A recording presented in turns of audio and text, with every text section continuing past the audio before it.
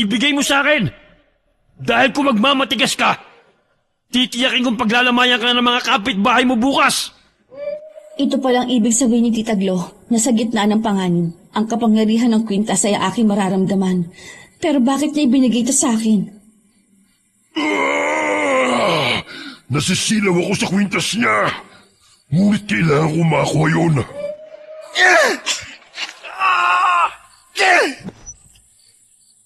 Hoy, mga aswang! Hindi na ako natatakot sa inyo! Sige, lumapit kayo at tatantarin ko yung mga katawan ninyo!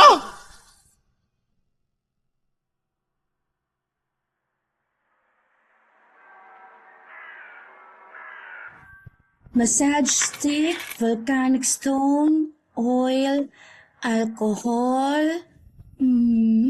Teka. Konti na lang pala ang kandila, Clorito. Kailangan ko nang gumawa mamaya. Ay! Yung dahon ng saging nakalimutan ko. Papakuha nilang ako sa mga bata. Uy, sis!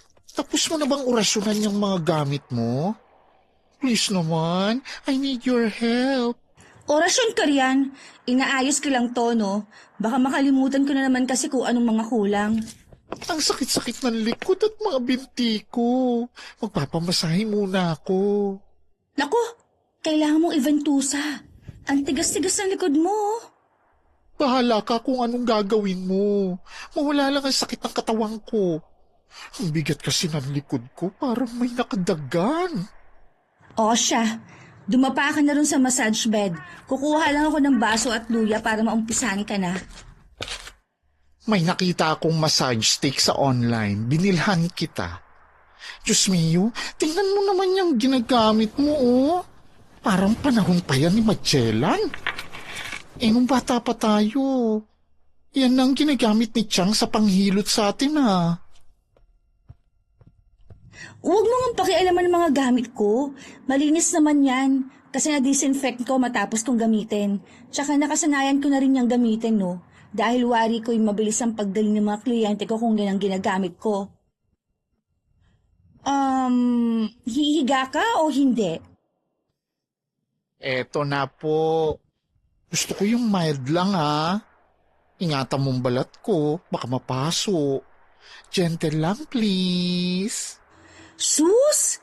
Kasing kapal pa nito ang balat ng kalabaw eh. Tingnan mo nga itong likod mo. Nakaumbok dahil sa laki ng mga muscle spasm. Tapos may pa gentle ka pang nalalaman dyan. Ay, grabe.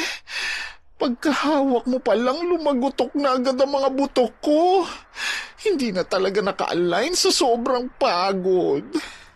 Magsisimula na ako magventusa ha. Lalagyan ko na muna ng langis ang likod mo.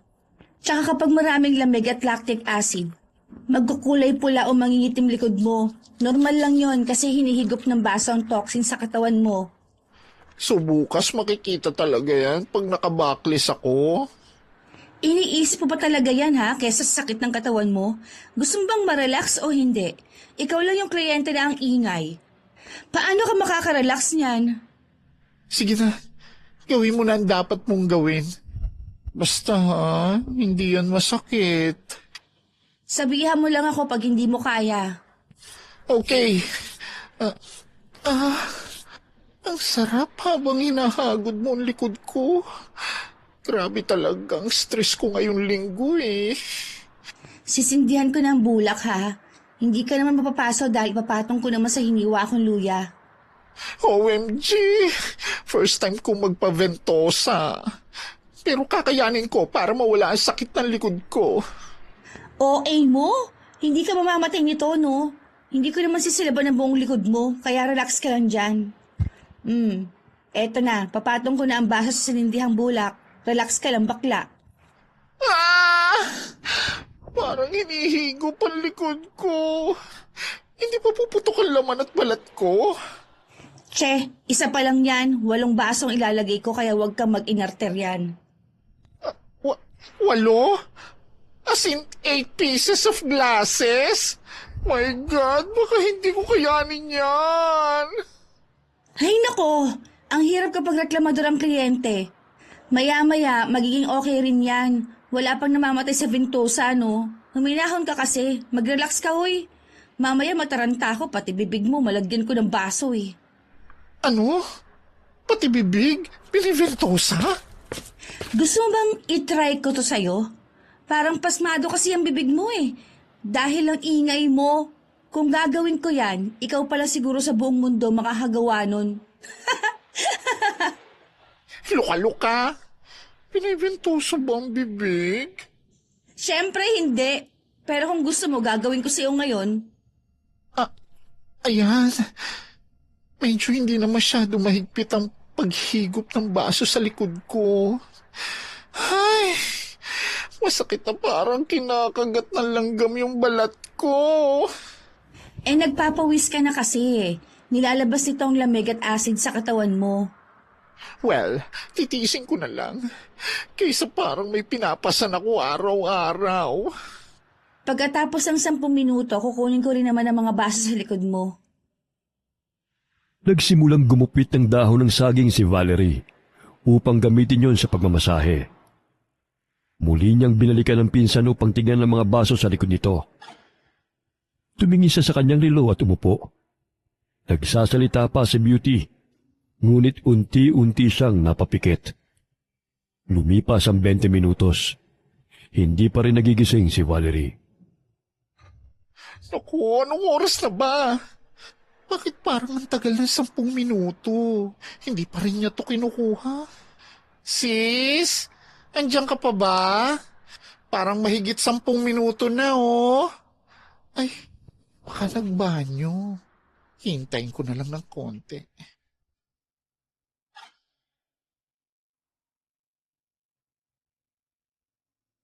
Sis!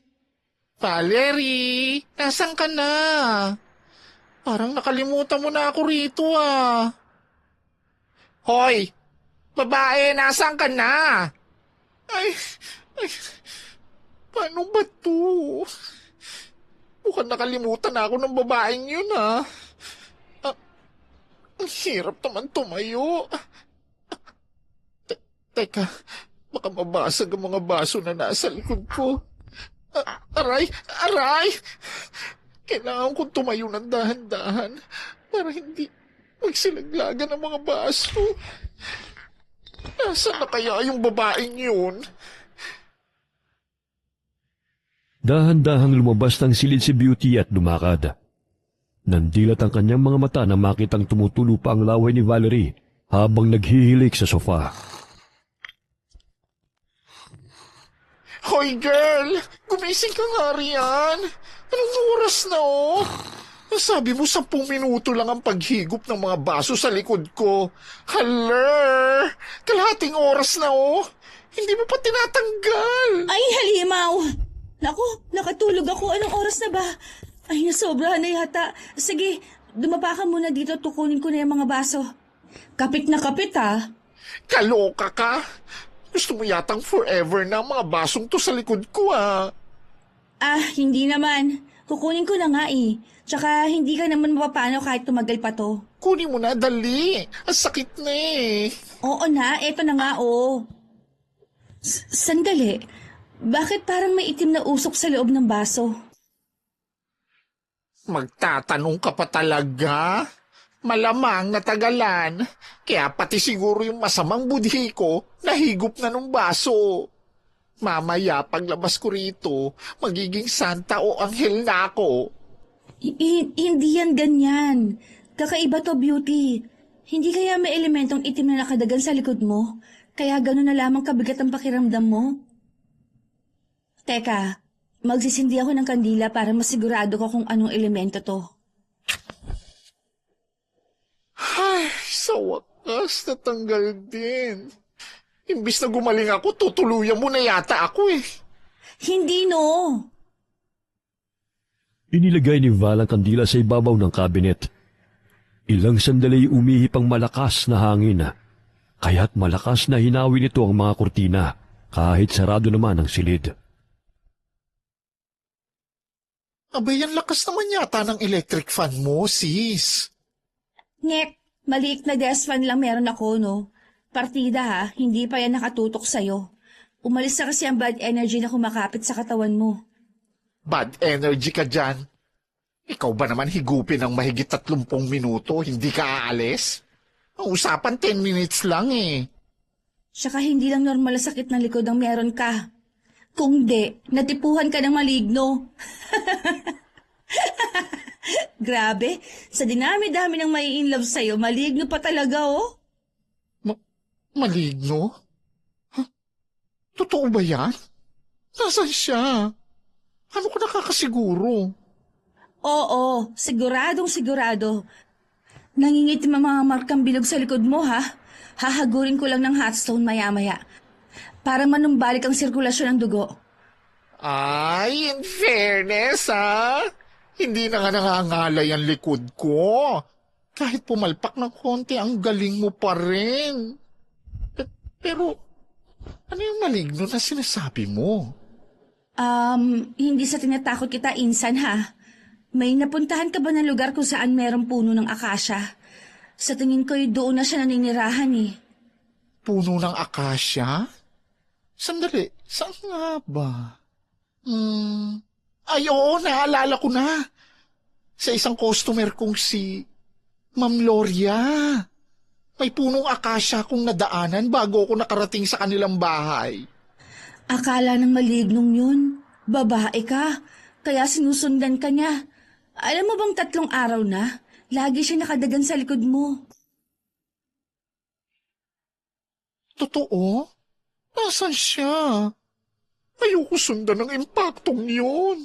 Ayoko magka-boyfriend ng maligno. Hindi pa tayo tapos. Sisiguraduhin ko lang na hindi ka niya babalikan. Kukunin ko lang ang dahon ng saging at itatapal ko sa likod mo. Isinalang ni Valerie sa apoy ang hugis para sukat na dahon ng saging na kanyang ginupit. Idinampi niya muna sa kanyang balat bago inilapat sa likod ng pinsana. Sa gayon malaman niya kung katamtaman lamang ang init ito. Ow! Ang init! Hindi naman ah. Naiinitan ka lang dahil nasasaktan siya. Umaaligid pa siya sa labas ng bahay. Matapos ang session natin ito, susundan ka pa niya. Pero bibigyan kita ng pangontra para tuluyan ka na niyang lubayan. Nakikita mo ang hulma sa dahon na to? Yan ang mukha niya. Ay, oo nga. Hugis tao. Tapos dito naman sa isang dahon, mukha niya talaga. Ikaw talagang nakapagmana ng kakayahan ni Chang na pinasa sa kanya ng lola niya. Sabi ni nanay kasi, ang pangatlong anak daw ang magmamana. Pangatlo siya, pangatlo ako. Kaya no choice ako. Tsaka kahit hindi ko sadyain namang gamot, nangyayari lang eh. Kahit sa simpleng masahe lang. May ganyan talagang talento, Sisi. Kaya keep mo yan. Oh, hayan. Unti-unti nang lumilinaw ang hulma sa dahon ng saging. Ibig sabihin nito, lulubayan ka na niya. Ito pala ang kandila. 2 na lang ang ibibigay ko sa'yo. Sindihan mo bago sumapit ang dilim. Pantabo yan sa mga negative vibes at bad elements. Ang cute, ha? Tsaka ang bango. Saan mo nabili to? Hugis rosas at puso. Ginagawa ko lang yan. Tsaka may inilalagay akong scent. Yung paborito kong amoy na cucumber melon. Tapos, ang katas ng kamangyan na nagbumula sa ugat at sanga na binibili ko sa tindahan ni Tita Glo. Tapos, ayun, hinahalo ko sa ordinaryong kandila. Marami na ngang nagpapagawa sa akin yan eh. Effective sa pagpapaalis sa mga aswang din. Kuhang-kuha mo na talagang panggagamot ni Lola Miyang at ang nanay mo. Ang kaibahan, modern version ka. Yung tipong nag-upgrade. Hindi lang basta-bastang manghihilot, kundi ang aesthetic pa. Tingnan mo nga ang silid na to. Hindi kalakihan, pero ang ganda. Kumusta na ang pakiramdam mo? Siyempre, ang gaan na. Salamat, sis, ha? Tumihaya ka na riyan para ang paa mo naman ang mamasahihin ko. Ay, may aayusan ako sa susunod na buwan sa customer kong ikakasal. Magpapatulong din ako kay Margaret, yung kaibigan kong bakla. Pero ako ang mag-aayos sa ikakasal at siya sa ibang mga abay. Kung pwede, samahan mo ko, Val. Dalhin mo na rin ang mga gamit mo, baka sakaling magpamasahe ang mga yun. Dahil pagod na rin pagkatapos ng kasal. Saan ba ang kasalan? Sa Mountain Province, bandang bulubundukin daw sila eh. Malaki-laki rin ang sasahurin, kaya sayang din naman kung hindi ko tatanggapin. Oo, sayang talaga. O sige, pagtitimpla na kita ng tsaa para naman tuluyan ng bumuti ang pakiramdam mo. Kumuha ng tasa si Val at ipinagtimpla ng tsaa ang pinsana. Pinili niya ang tsaa na gawa sa luyang dilaw at kalamansi dahil yun ang patok sa panlasa ng kanyang mga kliyente. O, heto, inumin mo habang mainit-init pa. Ang bango nito ah. Tsaka ang sarap. Binili ko pa yan kay Tita Glo. Ang sarap nga ng mga organic tea na binibenta niya eh. Tsaka may ibinigay siya sa akin na pinato yung luyang dilaw. Marami raw yung paggagamitan. Pwedeng pangontra sa mga aswang at masasamang elemento bukod sa gawing tsaa. Alam mo, magkakasundo talaga kayo ng baklang yan. Pareho kayo ng kinahihiligan. Siya yung nagturo sa akin kung paano gumawa ng kandila. Para unique raw. Tsaka binibigyan niya ako ng discount sa mga scents na binibili ko. Sa tindahan niya lang talaga siya nakafocus. Hindi tulad sa'yo. Minsan naglaladlad at sa disco ang destinasyon. Okay naman kami ni Tita Glo. Kaso nga lang, sinaunang bakla siya. Kaya hindi ladladera. Di katulad ko na pinanganak na millennial. Alam mo naman, kailangang makipagsabayan sa mga bata para hindi mahuli ang beauty ko. Oh, sige na. Kapag tapos ka na riyan, pwede ka na umuwi. Dalhin mo yung binigay kong kandila ha, at gawin mo ang sinabi ko. Huwag ka munang maligo at uminom ng malamig sa loob ng 8 oras, okay?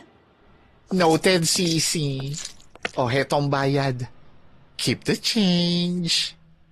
100? Tapos keep the change? Hay nako.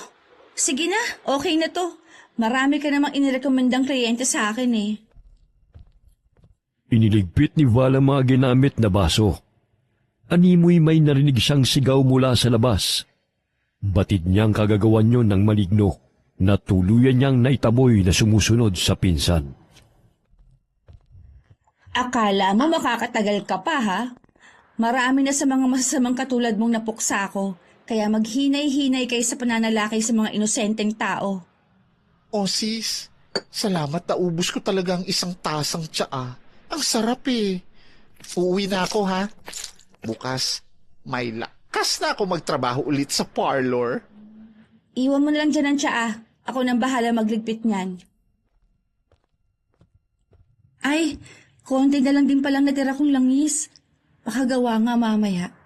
Marami pa namang nauhulog na niyog sa bakuran ni na ate. Sayang naman yun kung hindi mapapakinabangan. Malaki ang matitipid ni Valerie sa langis na kanyang ginagamit sapagkat siya na mismo ang gumagawa nun. Kakaibang mabangong amoy ng kanyang langis dahil nilalagyan niya yun ng katas na mga halamang gamot. Hindi lamang yun basta-basta langis na pangmasahe, kundi maaaring gamitin din sa mga sugat at sakit na dulot ng masasamang nilalang. Tamang-tama na rin ang pamangkin ko. Noy! Pakikuha mo naman ako ng nyog, oh. Gagawin kong langis. Bibigyan kita ng 20. Aba, ang bilis utusan ah. Nagpasama pa talaga sa mga kalaro niya. Sige na nga. Bibigyan ko na lang ng tigsa 10 piso 2 batang kasama mo. Oh, eto sa'yo, Noy. 20. At itong isang 20, hatiin mo sa kanila, ha? Matapos tanggapin ng mga bata ang pera, ay dali-dali silang nagsitakbuhan patungo sa tindahan ni Tita Glo upang bumili ng mga chichirya. Imbis na makatipid ako, napagastos pa ako sa mga batang yun ah. Babalatan ko na nga itong mga to para maaga ako matapos. O, sis, bakit hindi ka magkanda o gagaryan? Grabe ka naman, para mauubusan ka na ng nyug niyan, ha? Isang sako talaga? Pinakuha ko sa mga bata. Gagawin kong langis. Konti na lang kasi natira sa ginagamit ko eh. Tsaka ka talaga. Bakit kasi hindi ka na lang bumili ng massage oil na gagamitin mo? Ang dami kaya sa store. Pinapahirapan mo pang sarili mo. Alam mo naman na gusto kong ako mismo ang gumagawa ng ginagamit ko, di ba? Tsaka sayang naman to kung hindi pa pakinabangan. Ang dami nga natira dun, oh. Gagawin mong langis ang lahat ng to? Mga 10 lang muna siguro. Tulungan na nga kita riyan. Di ba marunong ka mag-facial? Organic facial, oo. O siya, bukas daw magpa-facial yung mga bisita ni Madam. Dalhin mo yung mga gamit mo o anumang mga abubot mo riyan. Kailangan daw maganda sila bago ang kasal. Sige ba? Ay, may kliyente yata na naroon sa labas ng mini spa ko. Dito na lang muna natin iwan ng mga nyog. Wala namang kukuha nito eh. O siya, aalis na ako ha. Basta bukas, mga 10 a.m. susunduin kita. No problem. Sige, salamat sa pag-atid. Pupuntahan ko muna mga yon. Medyo dumidilim na eh.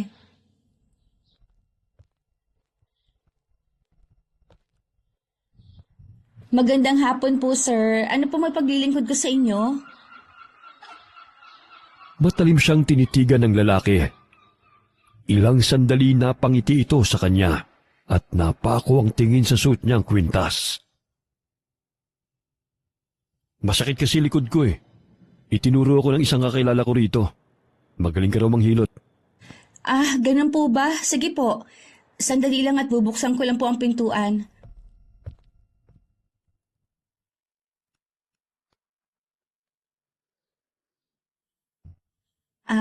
Welcome po sa mini spa, sir. Pumasok na po kayo. Ang ganda ng silid na to ah.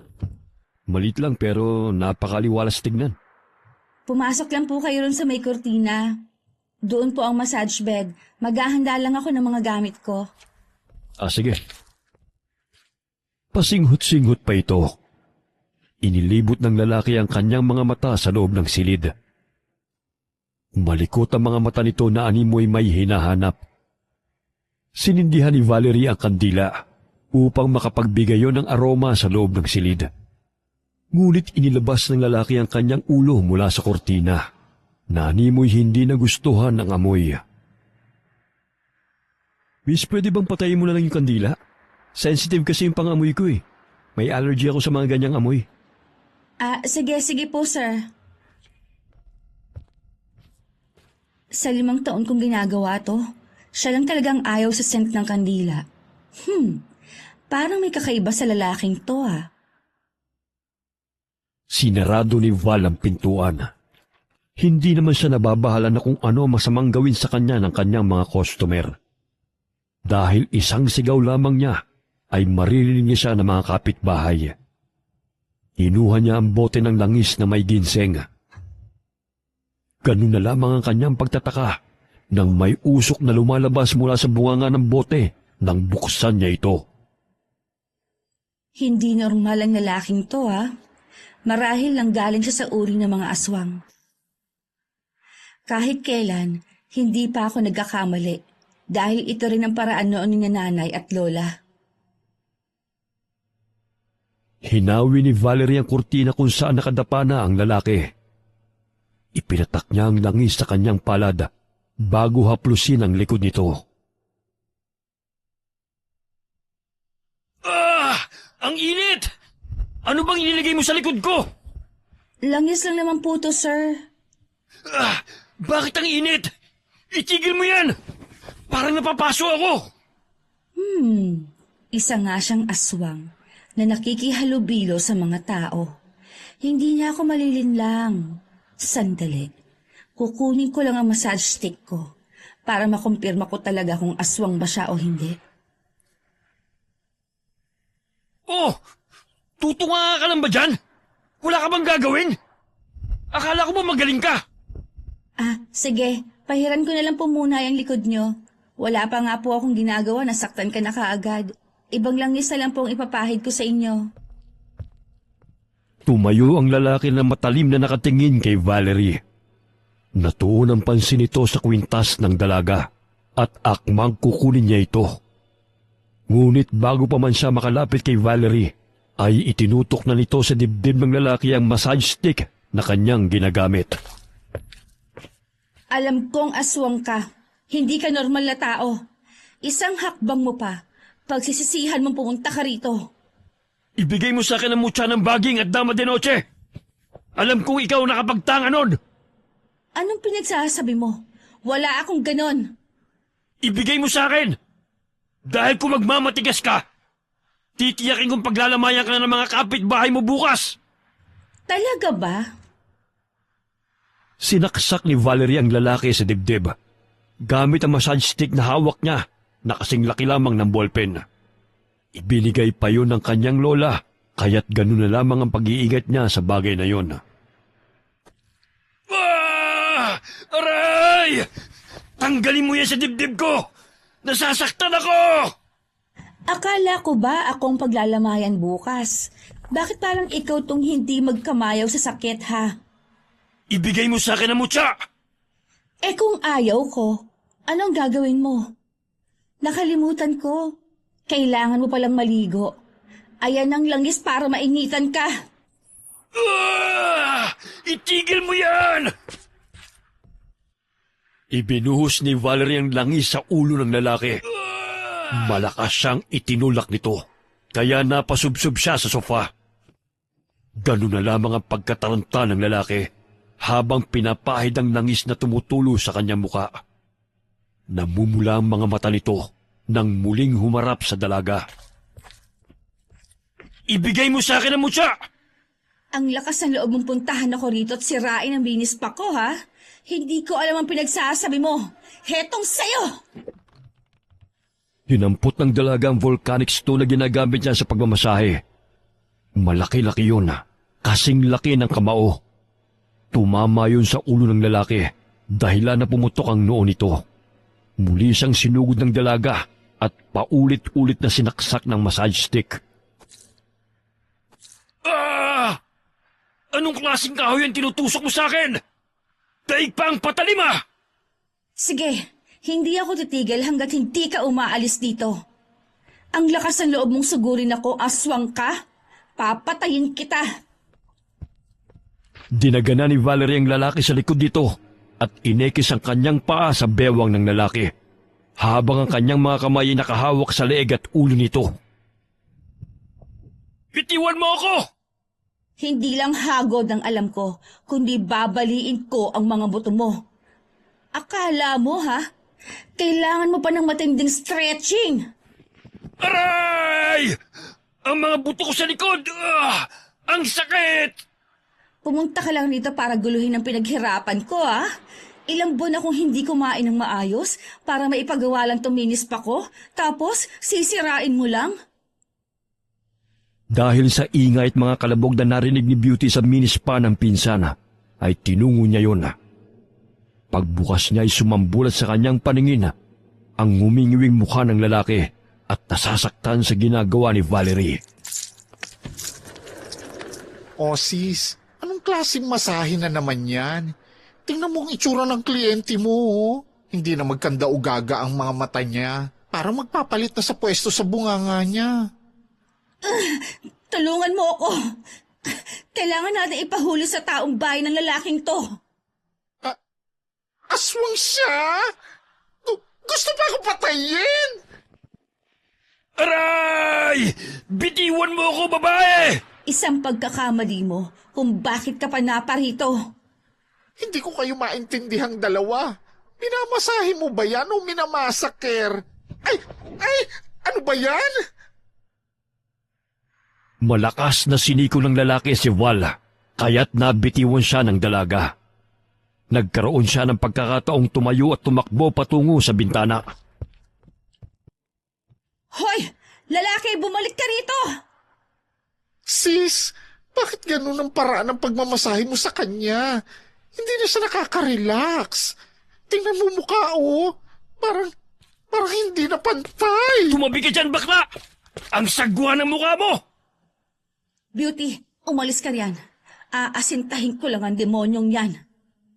Ay, bakit? Basta umalis ka muna riyan. Alis! Itinulak ng lalaki si Beauty at tumakbo patungong bintana, habang si Beauty ay gumagapang at nagkubli sa ilalim ng mesa.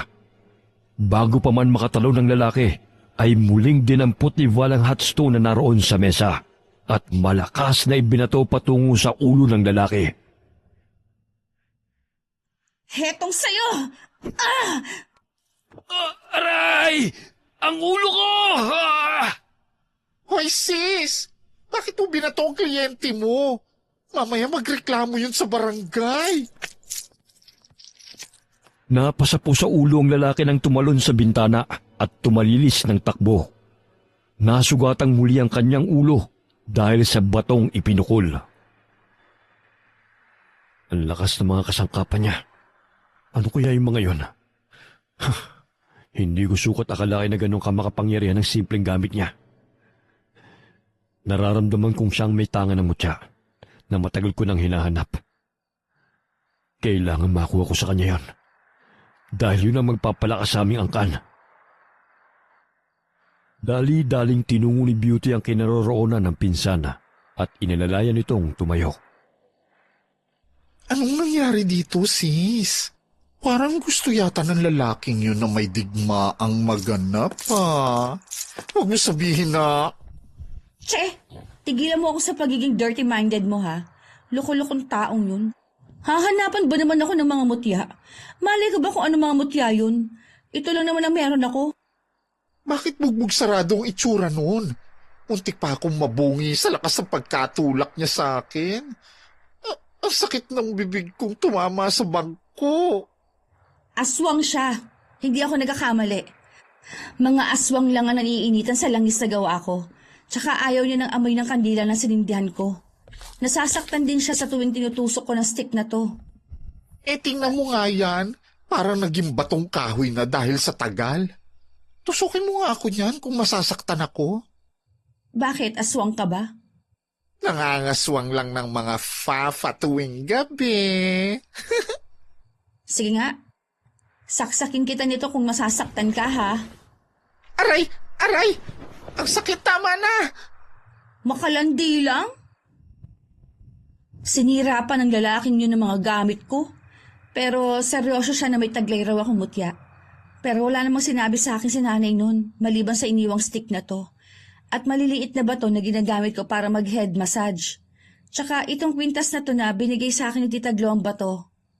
Siguro nandyan sa mga gamit mo. Parang kinatatakutan ka na ng mga aswang, sisa. Aayusin ko pa to. Ginulo pa ang silid ko, oh. Paano yan? Baka balikan ka niya. Ako pa talaga matatakot sa kanya. Di bumalik siya para malaman niya. Ay, ito pa ang hot stone mo, oh. Nagkalat na sa sahig. Pinakaingatan mo pa naman ang mga to. Ilagay mo lang dyan sa mesa. Kukunin ko pa ang iba sa ilalim ng sofa. Imbis na pera na, naging bato pa. Perwisyong ibinigay sa'yo ng lalaking yon. Sige na, ako na maglilinis dito. Maghahanda ka pa ng mga gamit mo para bukas. Oh, ayos ka lang ba para bukas? Pwede naman sa susunod na araw na lang tayo pumunta sa mansyon. Ayos lang naman. Hindi naman ako nasaktan eh.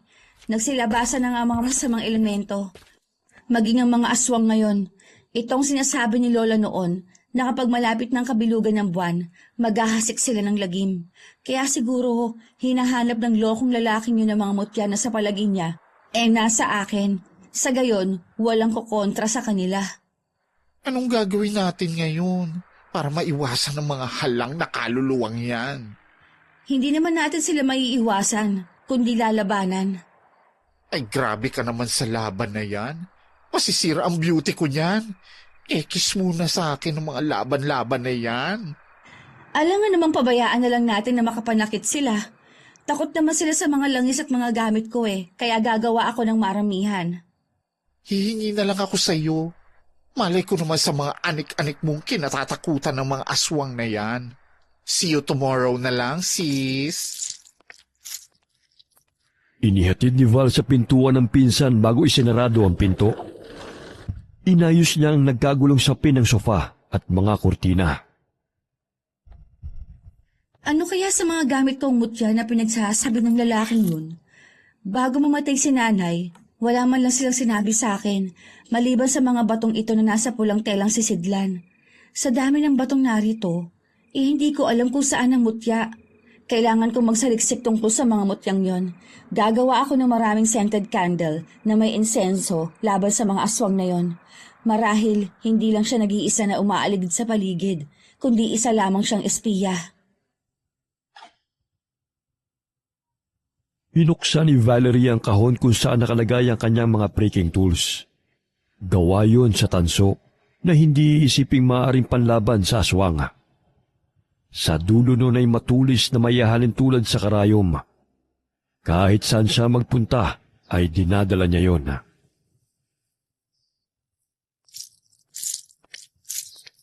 Girl, are you ready? Beauty is ready!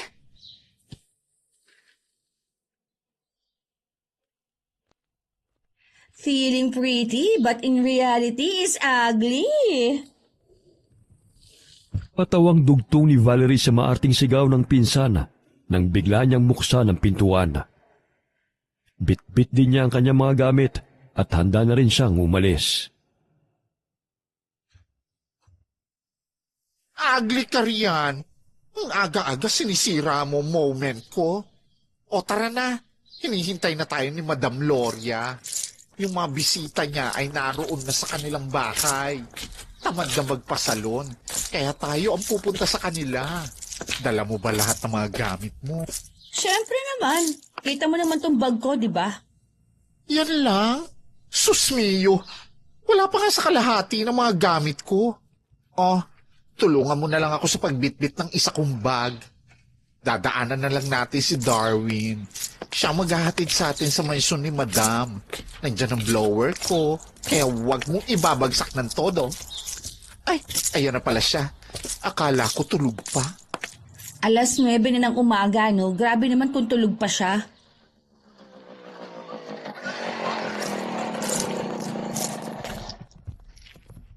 Hi, Darwin. Ihatid mo na lang kami sa bahay ni na Madam Gloria. Etong bayad ko para pang buena mano. Grabe, 200, galante ha? Samantala kung magpapamasahe ka sa akin, 100 lang.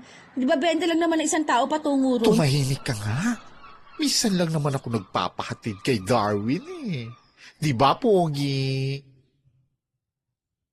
Natawang lalaki sa sinabi ng baklang si Beauty. Samantalang si Valerie napatampal sa kanyang noo. Ilang sandali pinaandar na ng binata ang motorsiklo. Umalis na tayo bago pa tayo mahuli. Mamaya, kung saan na naman mapunta yung kalandian, ayos tayo yung usapan. Sige na, Darwin. Tayo na.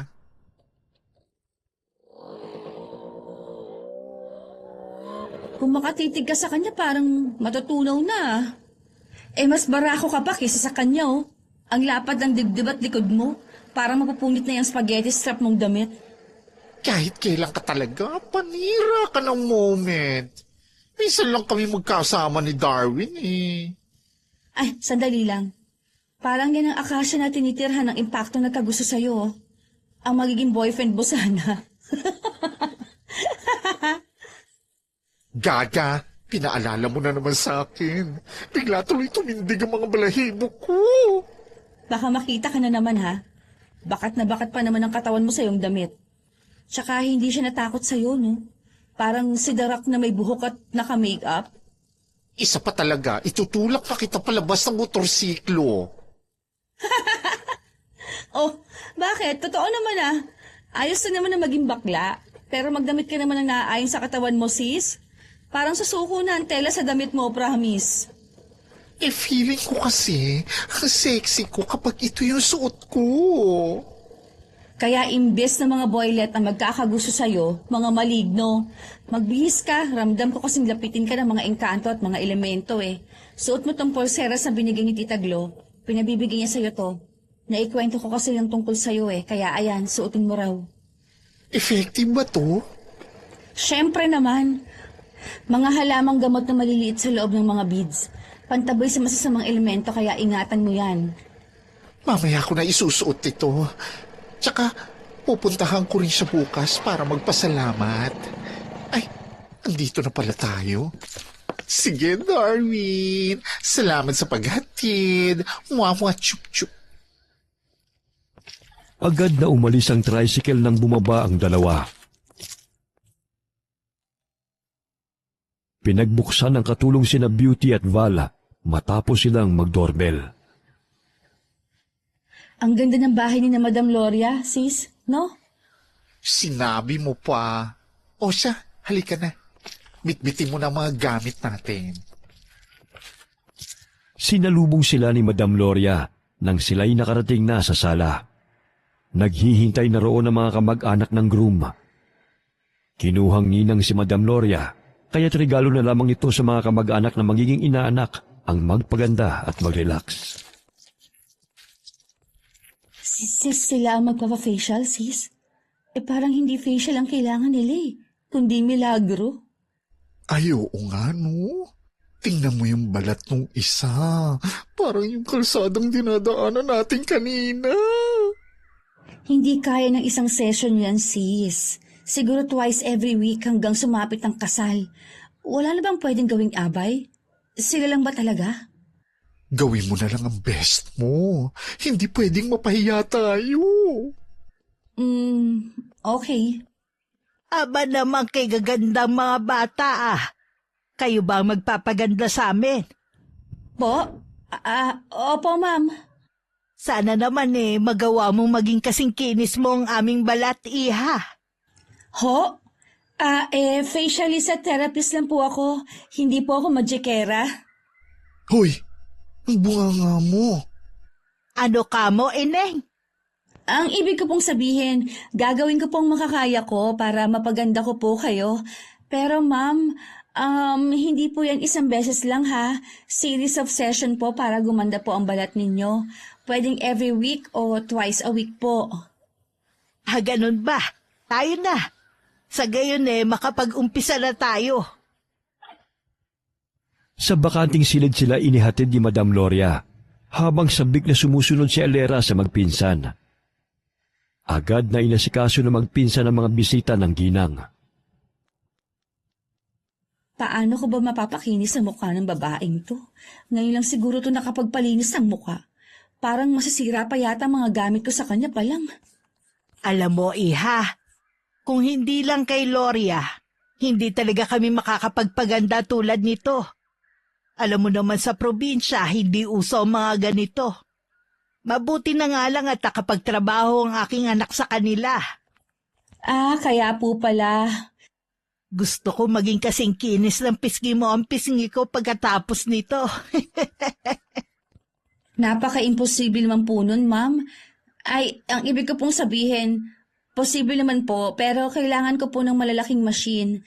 Hindi po kasi kaya ng facial scrub lang at mask yung mga butas-butas. Ganun ba? Akala ko kasi simpleng facial lang magiging makinis na. Katulad ng pisngi ni Gloria.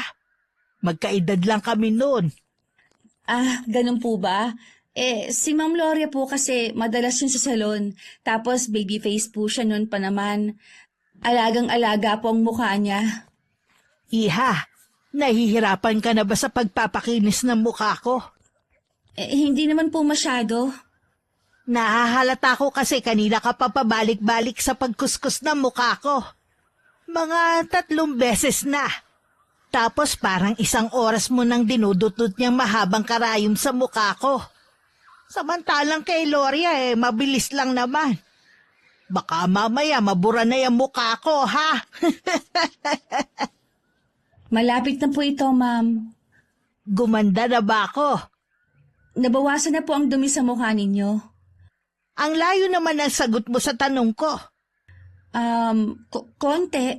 Alam mo, ma'am, ang kagandahan ng tao, hindi lamang sa panlabas na kaanyuan, kundi sa busilak na kalooban. Kung tinatanong niyo po ako kung gumanda kayo, masasabi kong naging maaliwalas po ang inyong mukha at malinis. May improvement naman po, Natutuwa ako sa'yo kasi ang prangka mo magsalita. Tapos na ba tayo? Opo. Gumaan ang pakiramdam ko. Sa susunod na linggo ulit, ha? Nilinis ni Val ang mga gamit. Dahil sa kuryosidad ni Alera, ay kinuha niya ang pricking tools ng dalaga at tinignan yun. Hindi niya inaasahan na matutusok ang kanyang daliri. Aray ko! Naku ma'am, matalim po ang dulo niyan. Naningkit ang mga mata ng dalaga nang maninaw ang biglang pagbabago ng mukha ng babae nang ito'y masaktan. Animoy naging kulay kahel ang mga balintataw nito. Nang siya'y kumurapay na numbalik sa normal ang balintataw nito. Napatras sa kinatatayuan nito ang dalaga. Dali-daling lumabas ng kwarto si Alera at tinungo ang banyo. Bakit gano'n na lamang ang kanyang reaksyon? Bakit nagbago ang kulay ng kanyang mga balintataw? Biglang nakaramdam ako na mabigat sa babaeng yun Oh, tapos na ba si Ma'am Alera? Asa na siya? Lumabas eh. Sino na po ba ang susunod? Simula nang makita ng dalaga ang pagbabago ng balintataw ng babae, ay hindi na nagbago ang kanyang pakiramdam. Sa hinuha niya ay may kakaiba sa mga bisita ni Madam Gloria. Mas maganda kung magsisindi tayo ng scented candle para naman relaxing. Anong klaseng kandila ba yan? Bakit parang ang sakit sa dibdib? Mild lang naman po to. Tsaka aromatherapy po ito, ma'am. Maging si Madam Lorey nabanguhan sa kandilang sinindihan ni Val. Ngunit hindi kinaya ng mga bisita nito ang nalalanghap. Tila hindi mapakali ang mga ito at animoy nahihilo. Ay bakit naman mga madam? Nakaka-relax po ang amoy ng scent ha? Patayin mo yan, iha. Hindi kami sanay sa mga ganyang amoy. Sige po. Maging si Madam Lore ay nagtaka sa kanyang mga bisita. Ngunit hinayaan na lamang nito dahil hindi nga ito sanay sa mga bagay na yon dahil laking probinsya. Natapos makulayan ang buhok at pagpapaganda ng mga bisita. Alas 7 na ng gabi nakauwi ang dalawang magpinsan. Alam mo, sis, ang weird na mga bisita ni Madam. Sana naman hindi magkatotoong hinala ko. Naaswang sila? Oo, yung Alera, hindi yun makatingin ng diretso sa akin. Parang iniiwas sa yung tingin niya. Sa tuwing tinititigan ko siya sa kanyang mga mata. Hindi ko maintindihan pero nahahalata ako eh. Ayan ka na naman eh. Baka duling lang o kaya banlag. Gusto pa maging kasing kinis siya si Madam. Gayong parang rough road yung kutis nila, sis. Grabe, sobrang nahirapan ako sa kanila ha. Parang na-overheat pa tong diamond pill ko. Totoo? Nakakatawa ka talaga. Sa bagay, halata naman sa kanilang muka. May ganun talagang mga pagmumuka, no? Ang hirap pagandahin kahit anong pilit. Ikinuwento ni Madam kanina na pamangkin raw niya ang bride. Tapos yung mga bisita niya kamag-anak ng groom. Nakita mo na ba ang groom?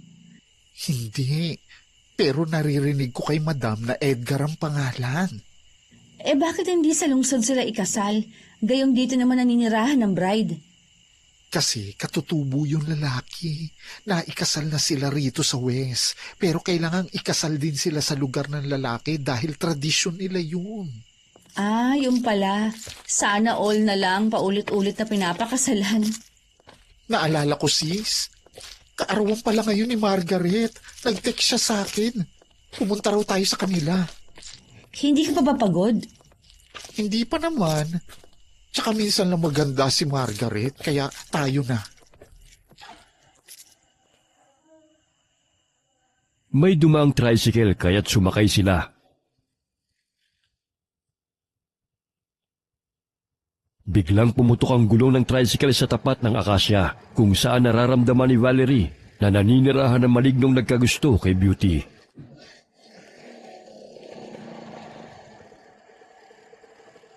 Ay, anong nangyari, Manong? Kung kailan nagmamadali, tsaka pa nasiraan. Sis, parang may nakikita akong anino na naroon sa itaas ng akasya. Saan? Nangingilabot na nga ako. Manong, magagawa mo ba ng paraan yan? Humiling-iling ang driver. Kinuha niya ang mga gamit upang tanggalin na lamang ang gulong at ipapakumpuni sa talyer. Sumakay na lang tayo sa iba. Natatakot ako eh. Doon na lang tayo banda mag-abang ng sasakyan. Tawagan mo na lang kaya si Darwin. May pasahero siya. Malayo ang paghahatiran niya eh. Mag-abang na lang tayo rito. Maya-maya may dadaan din yan. Ilang hakbang pa lang sila palayo sa tapat ng akasya nang makarinig sila ng mga kaluskos. Napansin nilang natumbang driver ng nasiraang tricycle. Naku, natumba si Manong. Tulungan natin. Ay naku, ang dami ng mga berya. Kung kailan papauwi na tayo. Bilisan natin. Tingnan mo, nangingisay na siya. Manong, anong nangyayari sa'yo? Gumising ka. Sandali, may linament ako rito. Ipasisinghot ko sa kanya. Bahagyang napatigil si Val sa paghihilot sa ulo ng driver nang maramdaman na animoy may pumasok na itim na anino sa katawan nito. Sis, lumayo ka sa kanya. Parang pumasok sa katawan niya ang maligno. Delikado. Anong ibig mo sabihin? Lumayo ka sa kanya. Nasa katawan niya maligno sumusunod sa'yo noon. Bago pa man makalayo si Beauty sa tabi ng lalaki, ay nahawakan na siya ng lalaki na pinasukan ng maligno. Biglang iminulat nito ang mga mata at nilamon ng kulay itim ang balintataw ng driver. Uli ka! Ang tagal ko nang gustong makita kang muli, Binibini. Sa dinami-dami ng taong nakita ko, sa'yo lamang ako nabighani. Pitay mo ba ako? Val! Tulungan mo ako! Sandali, kukunin ko lang ang mga gamit ko. Ay naku, tinakpan pa ng mga gamit ng mga pakontra ko. Val! Tulungan mo ako! Kinakalagyan ako ng pandang pangit at matabang driver na to! Please help me! Ayokong yurakan niya pagkapabae ko! Kasi naman tinambakan ng mga gamit ko eh. Sa wakas, maangkin rin kita. Ano bang pangalan mo, Binibini? Ganun na lamang ang pagpupumiglas ni Beauty nang hilahin siya sa dalawang kamay ng maligno sa katauhan ng driver patungong kasukalan. Marami-rami pang matataas na mga puno sa parte na yon at masukal pa ang paligid. Bitiwan mo ako! Sa dinami-daming katawan na papasukan mo, bakit pa sa taong ito?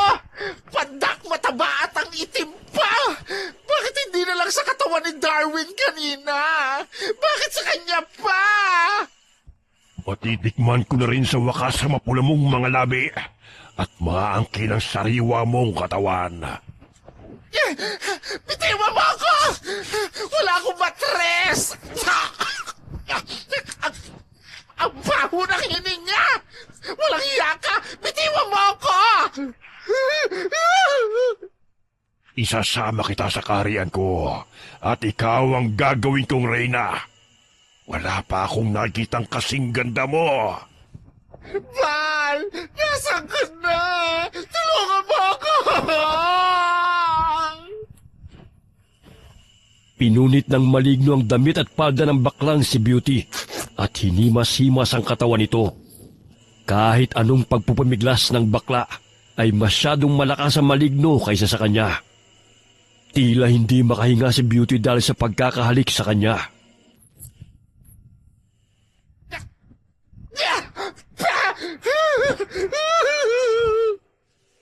Nakuha ako na rin sa wakas. Beauty, nasan ka na? Sisindahan ko na tong kandila. Yung pangit na babaeng kasama mo, papatayin ko siya. Siya ang magiging hadlang sa pagsasama nating dalawa. Pangit? Sinong pangit? Ang kasama mong babae. Papatayin ko ang pangit na babae yun. Hoy! Bitiwan mo ang pinsan ko! Patayin mo ang ilaw na yan, babae. Hindi ko hahayaan na maging hadlang ka sa pagsasama namin ng aking magiging reyna. Pakawalan mo ang pinsan ko! Hindi kayo bagay! Hoy, pangit na babae. Umalis ka na rito. Kung gusto mo pang mabuhay. Ako? Ako bang tinutukoy mong pangit? Oo, ikaw at wala ng iba. Nagulat si Valerie sa sinabi ng maligno sa kanya, kaya't napahaplos siya sa kanyang mukha dahil napangitan sa kanyang maligno sa kabila na makinis ang kanyang mukha. Mapupungay ang kanyang mga mata at katamtaman ng tangos ng kanyang ilong. Samantalang nagustuhan niya ang baklang si Beauty na halos kalahati sa mukha nito ay ang makapalitong bibig. Bitiwan mo ako! Hindi kita gusto! At hindi ako magiging reyna dahil hindi ako tunay na babae! Hayop ka! Pagsasamantalahan mo pa ako? Aking reyna, anong ibig mong sabihin na hindi ka babae? Gayong napakapula ng iyong mga labi na siyang dahilan na ako'y nabighani sa iyo. Ang iyong makapal na pilik mata at malarosas na pisngi. Tanga ka ba? Bakla ako! Bakla! Bados! Hindi ako totoong babae! Kaya pakawala mo na ako! Hindi totoo yan. Nililin lang mo lamang ako. Kahit anong sabihin mo, hindi magbabago ang aking pasya na ikaw ang aking magiging reyna. Inaganan nito si Beauty at pinupunit ang damit ng bakla. Ganun na lamang ang palahaw nito dahil gusto siyang pagsamantalhan ng maligno sa katawan ng pandak na driver. Lintik, gagahasain pa talaga niya si Beauty, ah. Hoy! Itigil mo yan! Malakas na sinaksak ni Val ng massage stick ang katawan ng lalaking pinasukan ng maligno. Kaya't saglit itong napatigil sa pagpupulit ng damit ni Beauty. Pakialamera ka talagang babae ka. Ikaw ang dahilan kung bakit napalayo sa akin ang aking reyna.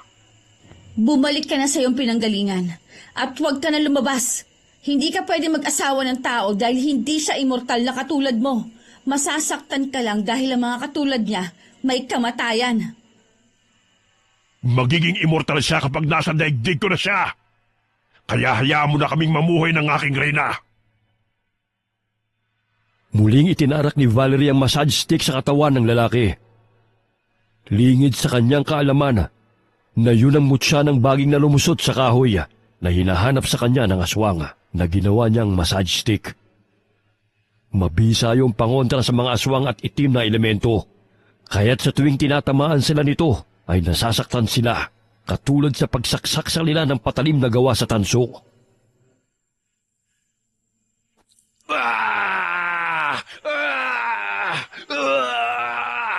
Hindi! Ayokong mawalay sa aking reyna!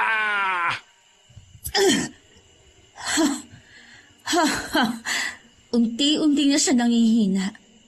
Oops! Bumagsak na ang katawan ng lalaki. Siguro nilisan na ng malignong katawan niya. Sis, ayoko na! Ang dumi-dumi na ng aking pagkatao! Niyurakan ng malignong iyon! Umalis na siya sa katawan ni Manong. Kaya mo na bang bumangon? Kung sa katawan ni Darwin siya sumanib, kahit isang araw pa kami mag-rumble. Kaso sa pandak na driver pa na yon. Ang baho pa ng hininga nang hinalikan niya ako.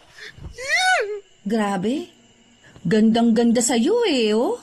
Samantalang napapangitan siya sa akin. Ganyan pala ang mga maligno. Ngayon alam ko na. Ligtas ako sa kanila. Luka-luka! Tulungan mo ko! Parang napilayan yata ang paa ko. Ilang sandali na himasmasa ng driver at palinga-linga sa paligid. Nagtataka pa siya kung bakit sila naroon at masakit ang kanyang katawan. Bago tayo umalis, magising din muna ako ng kandila sa palibot ng puno ng akasya. Sa gayon, hindi na siya maaaring makalabas pa rito. Walang hiya siya. Nilapastangan niya ang katawan ko! Grabe, patay na patay sa'yo ang malignong yun ha. Lumabas sila sa kasukalan kasama ang driver na naguguluhan pa sa pangyayari. Ilang sandali pa'y napadaan si Darwin at laking pagtataka nito kung bakit ganoon ang ayos ni Beauty. Darwin? Hoy! Impacto! Narito na si Darwin! Lumabas ka na sa pinagtataguan mong hayop ka! Nandito na siya! Gamitin mo siya para angkinin ang katawan ko! Bahala nang yurakan mo ang aking pagkatao! Anong pinagsasabi mo? Nakikita mo ba yun? Di ba nagsindi ako ng kandila sa palibot ng tinitirhan niya? Ang ibig sabihin nun, hindi na siya makakalabas pa. Kaya kahit mamaos ka pa sa kasisigaw, hindi na siya makakalabas. Baka pwedeng mapawalang bisa ang ginawa mo, girl! Sandali, tatanggalin ko ang mga kandila. Gaga, umuwi na tayo. Hindi na yan mawawala ng bisa. Wrong timing naman, oh! Sumakay sila sa tricycle ni Darwin. Maging ang pandak na lalaki inihatid sa bahay nito at ipinagpabukas na ang pagkukumpuni ng sira nitong tricycle. Sayang, hindi si Darwin ang sinaniba ng impaktong yun. Eh di sana may masasayang alaala kami ng dream boy ko. Hindi ako makapaniwala na sa kabila ng itsura mo, sis ha. Gagawin ka talaga niyang Reyna. Galit na galit siya sa akin eh. At tinawag akong pangit ng ilang beses. So, ibig sabihin, gandang-ganda siya sa'yo. Naku, delikado pala mga katulad mo sa mga elemento. Oh, eton siya ah. Uminom ka na para naman kumalma ka. Kukunin ko lang ang gamot sa aparador para maggamot ang mga galos mo. Humihikbing hinihigop ni Beauty ang tsaa dahil sa hindi makapaniwalang patay na patay sa kanya ang malignong yun. Dahan-dahan lang, huwag mong diinan. Dahan-dahan naman to eh. Tsaka cotton pads na nga ang ginagamit ko oh, para malambot. May langis at mga sangkap akong pangontra sa mga itim na elemento. Bibigyan kita mamaya para hindi ka nalapitan ng mga elementong yun. Bakit kasi hindi na lang totoong tao ang nagkakagusto sa akin eh? Pangmaligno daw kasi ang beauty mo. Samantala, hindi na muling bumalik ang magpinsan sa bahay ni Madam Gloria dahil umuwi ng probinsya ang kanyang mga bisita. Umuwi na pala ang mga bisita ni Madam. Gusto man sana nilang manatili sa mansyon, kaso marami pa raw silang aasikasuhin sa kasal, sabi ni Madam Gloria. Ah, ganun ba? Baka nagtampo. Sinabi ko kasing serious obsession ang kailangan para kuminis sa mukha nila. Hindi naman yun ganun kadali eh. Hindi naman ako magician para gumanda agad-agad ang butas-butas na mukha nila, no? Gusto kasi nila kuminis agad, katulad kay Ma'am Gloria. Hayaan mo na sila. 2 linggo na lang bago gaganapin ang kasal. Doon tayo sasakay sa kotse ni Madam Gloria. Ang bait niya, sis, no? Hindi halata na 60 na siya dahil ang bata niyang tignan sa kanyang edad. Alagang-alaga niya kasi. Twice a month yan nagpapaparlor. Inihanda ko ng mga gamit ko. Di ba sa bandang bundok gaganapin ang kasal? Ay oo, matinding adventure yun natin. Marami naman tayo, di ba? Parang outing lang din. Excited na nga rin si Margaret eh. Minsan lang kasi yun gumagala. Gabi pa lamang inihanda na ng dalaga ang lahat ng kanyang gamit. Ang mga bagay na importante na mga pangontra sa mga masasamang elemento ay inilagay niya sa kanyang sling bag. Sa gayon ay hindi na siya mahirapan pang kunin yun. Lula ng sasakyan, pinagtas nila ang daan patungong Mountain Province. Ganun na lamang ang pagkamangha nila sa ganda ng mga tanawin na nadadaanan nila. Huminto ang sasakyan sa patag na bahagi ng kalsada. May nakita silang 2 binatilyo na siya maghahatid sa kanila sa tirahan ng ikakasal. Nauna na roon sila Janice at ang pamilya nito na kamag-anak ni Ma'am Gloria na ikakasal. Ayun, may 2 lalaki. Sila na sigurong susundo sa atin. Grabe, ang ganda ng lugar na to ha. May ilog pa pala tayo madadaanan, sis. Ay, oo nga, no. Ang linaw. Tutulungan ko lang si Margaret sa pagdadala ng ibang mga gamit mo. Parang sinama mo lang siya para maging personal assistant mo eh. Hindi na siya magkanda o gaga sa pagbitbit ng mga gamit oh. Kaya niya yan. Konting gamit lang naman ang dinala ko. Mga makeup kit. Nasaan ang pulsera sa binigay ko sa'yo? Mamaya pag nasaan ka na naman ng mga naninirahang engkanto rito.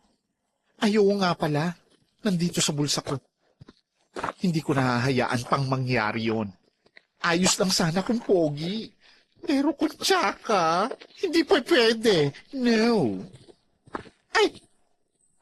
Asa pala si Madam Gloria? Ayun, inilalaya ni Manong driver. Malayo pa ba ang lalakarin natin? Mamaya, kalyuhin tumpa ako sa paglalakad eh. Bundok ang pinuntahan natin. Bakit nag-heels ka pa? Ay nako, hindi mo talaga inaayon ang kasuotan mo sa pinupuntahan mo. Dito ako komportable. Wow! Ang linaw ng tubig. Ang sarap siguro maligo riyan. Matapos ang kasal, gusto kong magstay pa rito. Hoy, dahan-dahan. Mamaya lumusot yung heels mo sa kawayang tulay.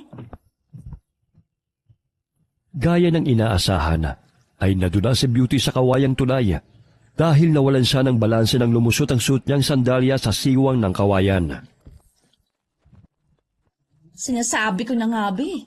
Tanggalin mo kasi ang sombrero mo. Ang lapad-lapad kaya hindi mo makita ang daan. Tulungan mo na lang ako tumayo. Aray! Ang sakit ng balakang ko. Ay, ang dami mo kasing arte. Ay, naku! Ang bigat mo! Patakbong lumapit ang dalawang binata sa kanila. Ganun na lamang ang ngiti ni Beauty nang alalayan siya ng mga lalaki at kinurap-kurap pa niya ang kanyang mga mata. Tumayo ka nga ng maayos. Ang laki-laki ng katawan mo, magpapaalalay ka pa sa kanila. Hindi ka na nahiya. Che! Inggit ka lang. Dahil sa akin nakatuon ang atensyon nila. Saan na ba tayo tutungo? Itinuro ng binata ang kalesang kanilang sasakyan patungo sa bahay ng ikakasal. Dalawang kalesang sumundo sa kanila. May ilang mga bahay silang nadadaanan at napapatingin ang mga tao sa kanila. Ang ganda ng lugar na to. Sariwa ang hangin at napakatahimik. Gusto kong tumira na lamang dito kasama ang mga poging to. Naku, napaismid si kuya oh. Hindi sang-ayon sa sinabi mo. Naiinggit ka lang dahil mas maganda ako sa'yo. Naninibago lang sila dahil ngayon lang sila nakakita ng bruskong katawan na nagdadamit babae. Hindi ka pa talaga nadadala, namuntik ka ng... Paulit-ulit? Sa ulado ko na yung sasabihin mo. Tahiin ko kaya yung bibig mo. Isa pa, ha? Tatahimik na. Di mabuti. Ang ingay-ingay mo eh. Pagdating nila sa bahay ay sinalubong sila ni Janice at ng pamilya nito. Bilang lang din ang mga kaibigan niyang naroon na dadalo sa kanyang kasal. Sino kaya mapapangasawa ni Ma'am Janice? Hindi ko alam. Makikilala rin natin siya bukas. Maligayang pagdating sa inyo. Magandang hapon po sa inyo, Ma'am Alera. Abay, fresh looking ah. Palabiro ka talagang bata ka. Halina kayo. Alam kong nagugutom na kayo. May inihanda kaming pagkain para sa inyo. Good afternoon po, Ma'am Alera. Sumama ka rin pala, iha. Sige na, kumain na kayo. Huwag na kayong mahiya. Kinausap ni Alera si Madam Gloria at nakipagbeso-beso. Nakaramdam na sila ng gutom, kaya't agad nilang sinunggaban ang pagkain na nakahain sa pag. Ang sariwa ng mga prutas at gulay, ha? Parang ang sarap ng kalderetang yun ah. Matikman nga. Wow! Ang sarap nga! Tikman mo, Beshi! Ang sarap! Maging si Margaret ay hindi na alintana ang hiya. Sarap na sarap siya sa pagkain na nakahain sa hapag. Bagamat masarap man sa paningin ang kalderetang nakahain, ay mas pinili ni Val na ang gulay at prutas na lamang ang kainin. Oh, bakit puro gulay at prutas lang ang kinakain mo riyan? Ang daming pagkain, oh. Ang sarap kasi ng mga sariwang prutas na to. Itong guyabano, paborito ko to eh. Madalang na lang na may tanim nito sa atin. Ikaw ang bahala. Ito pa, Margaret, oh. Bigyan mo si Manong. Lahat na lang ng ulam nandito sa harapan ko. Dahan-dahan lang sa pagkain, huy. Mamaya mabiglaan tiyan mo. Tingnan mo nga yung damit mo, parang mapupunit na. Tsaka yung pusod mo sumisilip na ha, dahil hindi na makahinga. Gutom ako eh. Sa layo ba naman ang nilakbay natin eh? Matapos kumain ay sinamahan sila ni Alera sa kubong tutuluyan nila. Magkasama sa iisang silid sina Beauty, Valerie at Margaret. Napansin ng dalaga ang bote ng langis na may usok sa loob. May umaaligid na masamang elemento o nilalang. Kailangan ko maging handa anumang oras. Oh, bakit parang natulala ka na naman dyan? Kahit anong titig mo sa bote ng langis, hindi yan magbabago. Tinignan ko lang kung may dumi sa loob. Kahit saan man magpunta, hindi hinihiwalay ni Valerie ang sling bag sa kanyang katawan. Sumapit ang gabi, ngunit hindi pa rin nila nakikita ang mapapangasawa ni Janice. Ilang sandali pa'y narinig nila ang tunog ng mga tambol, kaya't dumungaw sila sa bintana. Naaninaw nilang may grupo ng mga kalalakihan na nakapalibot sa apoy, habang ang iba'y sumasayaw at tumitingala sa bilog at maliwanag na buwan. Sis, hindi ko maintindihan, pero parang kinikilabutan ako. Wag na wag mong iwala ang porsela sa binigay ni Tita Glo para sa'yo ha. Ano na naman bang iniisip mo?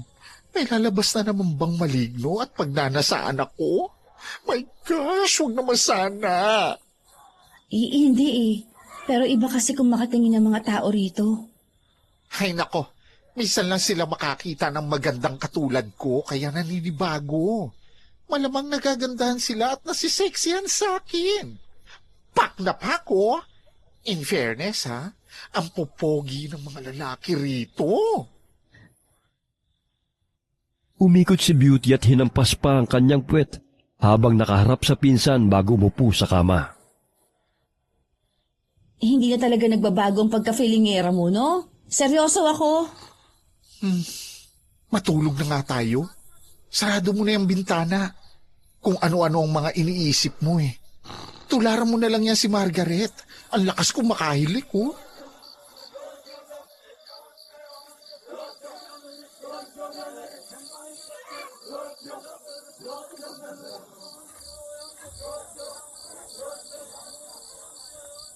Hindi ako makatulog. Bakit parang ang daming bumabagabag sa isipan ko? Tila may mensaheng pinapahiwatig ang bawat paghampas ng tambol. Hindi mapakali sa higaan si Valerie, kaya't nasisiko niya ang pinsan ng hindi namamalayan. May plano ka bang matulog, sis? Kanina ka pa balisa. At ang likot-likot mo. Mag-aalas 11 na, oh. Ay, sorry. Kukuha na lang ako ng tsaa.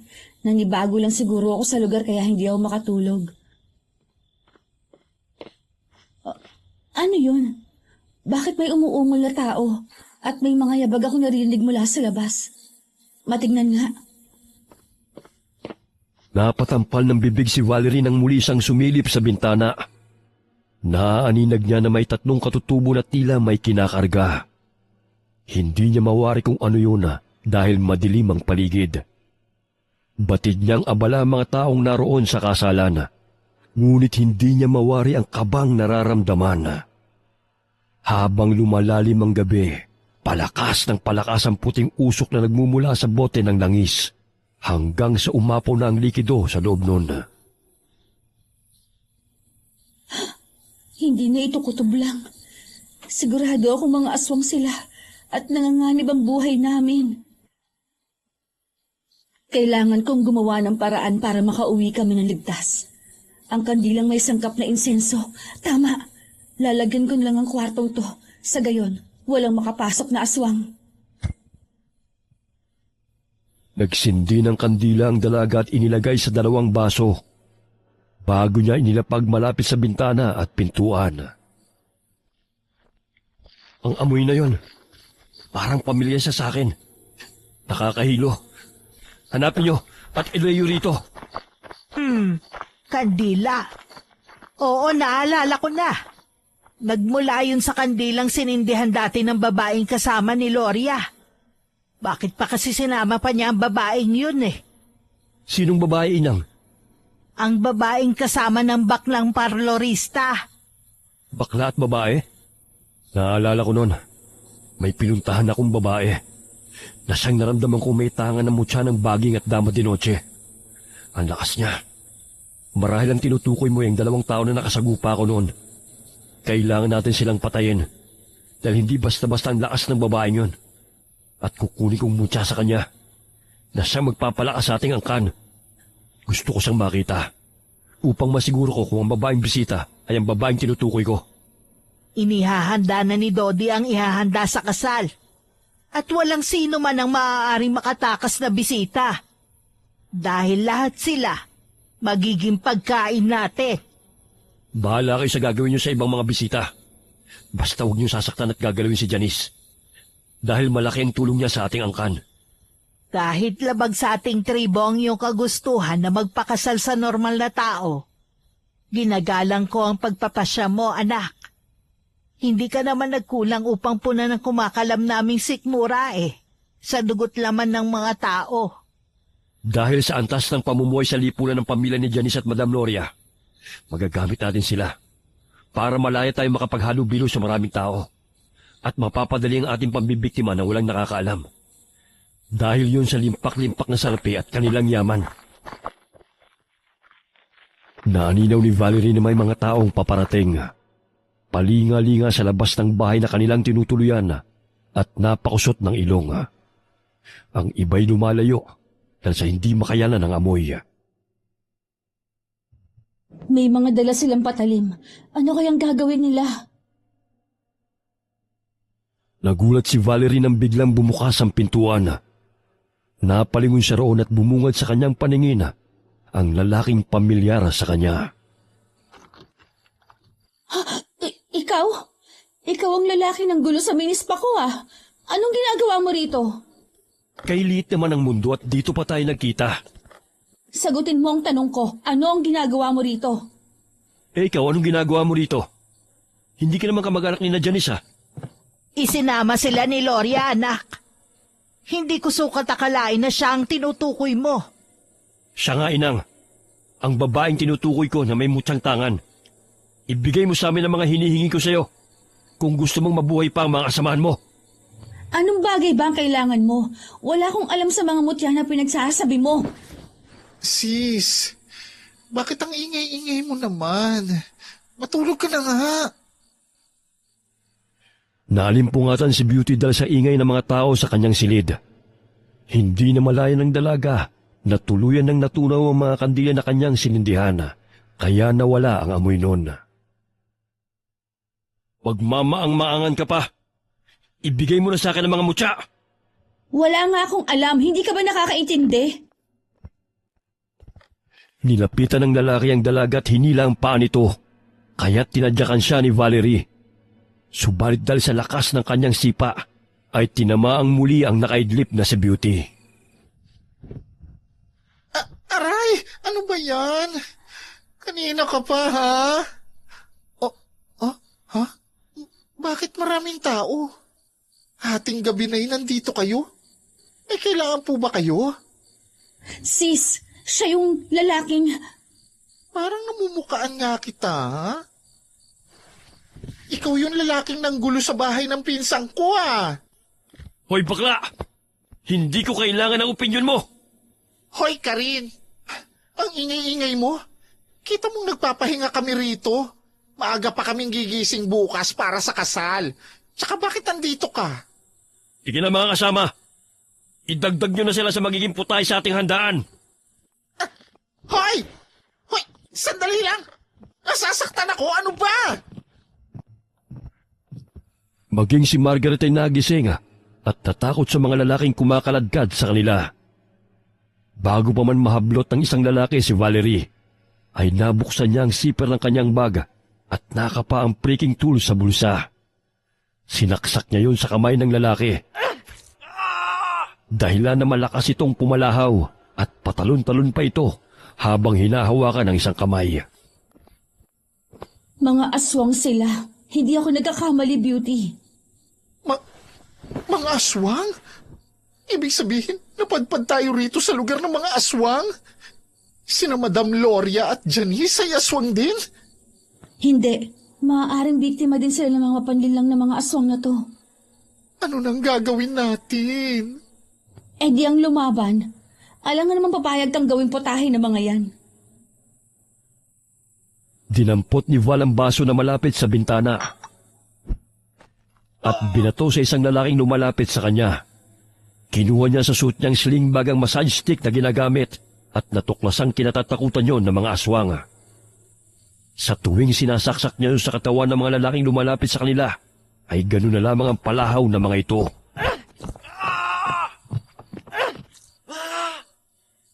Anong nangyayari? Bakit kayo nasasaktan? Malakas ang ginagamit niyang panaksak. Hindi ko mawari kung ano yon. Pero napakahiwaga ng mga kasangkapan na kanyang angkin. Ang kwintas niya, yun ang mutya ng Dama de Noche. Kaya kailangan natin makakuha yon. Ano? Ang kwintas ko ay isang mutya. Kaya pala nang makita niya to, nanginginig agad ang kanyang mga mata. Dahil ito ang pakay niya. Pero, alam kaya ito ni Tita Glo na ang kwintas na binigay niya sa akin ay isang mutya? Sis, tulungan mo ko! Si Margaret, may sugat sa ulo! Nawala ng malay ang baklang si Margaret na matumba nang hilahin ni Edgar ang paa nito. Tumama ang ulo nito sa matigas na bahagi ng aparador. Iwinasiwas ng dalaga ang kanyang hawak na massage stick. Lingid sa kanyang kaalaman na yun ang mutya ng baging na lumusot sa kahoy na hinahanap ni Edgar. Dahil sa taglay na lakas ng mutya ng baging, ay nagagawa nitong sakta ng mga elementong natatamaan nito na animoy tumatagos sa kanilang katawan. Kinuha ng dalaga ang langis na may sangkap na mga halamang gamot at isinaboy ang laman nun sa mga taong kanilang kaharap. Sige, lumapit kayo. Imbis na kami ang magiging putahe ninyo, kayo ang papatayin ko. Walang iya ka! Sisirain mo pa ang aming seremonya! Hindi na kayo makakalis pa rito. Marami kami at hindi mo kami kaya. Lahat kayo'y aming magiging pagkain. Eh di tingnan na lang natin. Sis, hilain mo si Margaret. Dito kayo sa likod ko. Para hindi nila kayo malapitan. Marga, gising! Gising! Pinapaligiran tayo ng mga aswang! Pilit na iminulat ni Margaret ang kanyang mga mata. Kaya napangiti si Beauty ng magkamalay ang kanyang kaibigan. Kumuha ng kandila si Valerie at agad niya yung sinindihan.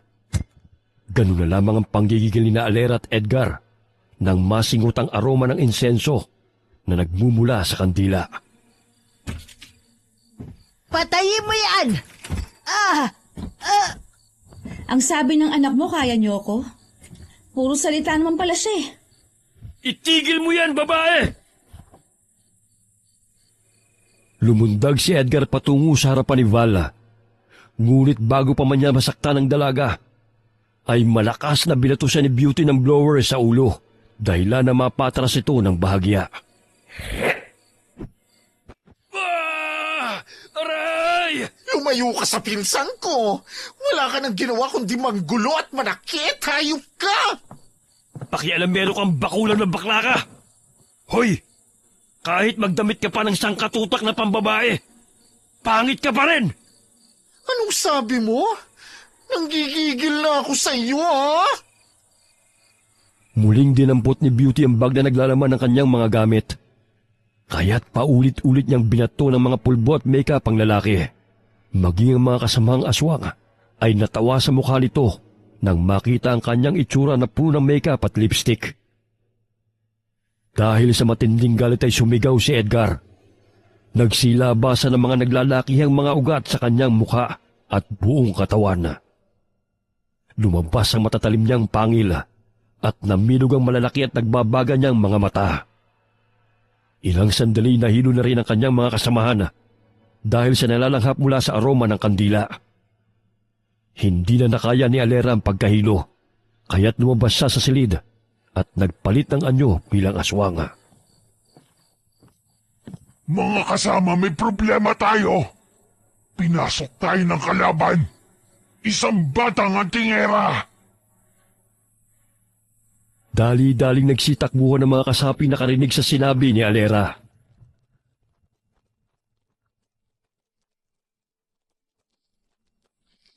Sis, parang may mga paparating. Ano nang gagawin natin? Kailangan nating makaalis rito.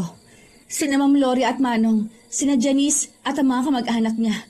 Marahil hindi pa nila alam ang tunay na pagkatao ng mga to. Sa bintana kayo dumaan ni Margaret. Marga, halika na. Kaya mo naman tumayo, di ba?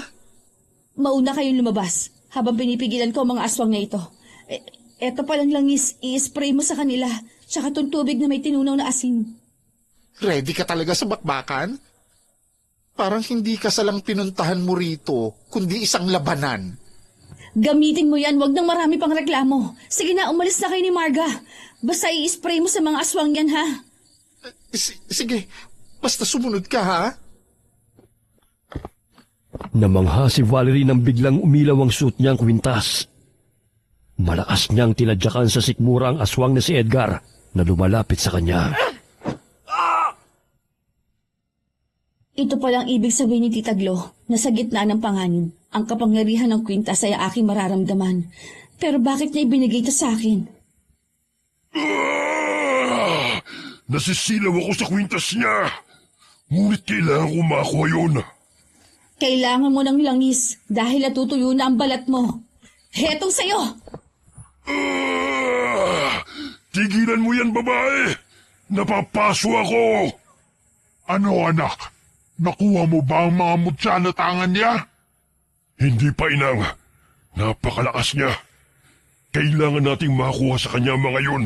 Dahil yun lamang ang makapagbibigay ng lakas sa ating angkan. Laban sa ating mga kalaban. Kahit magsama-sama pa kayong mga kampo ng Diablo, hindi ako magpapahuli sa inyo. Sumampa si Valerie sa kama at sinaksak niya ng hawak niyang massage stick na gawa sa mutya ng baging ang ulo ng lalaking aswang. Ganun na lamang ang palaho nito na animoy may lumusot na patalim sa kanyang loo.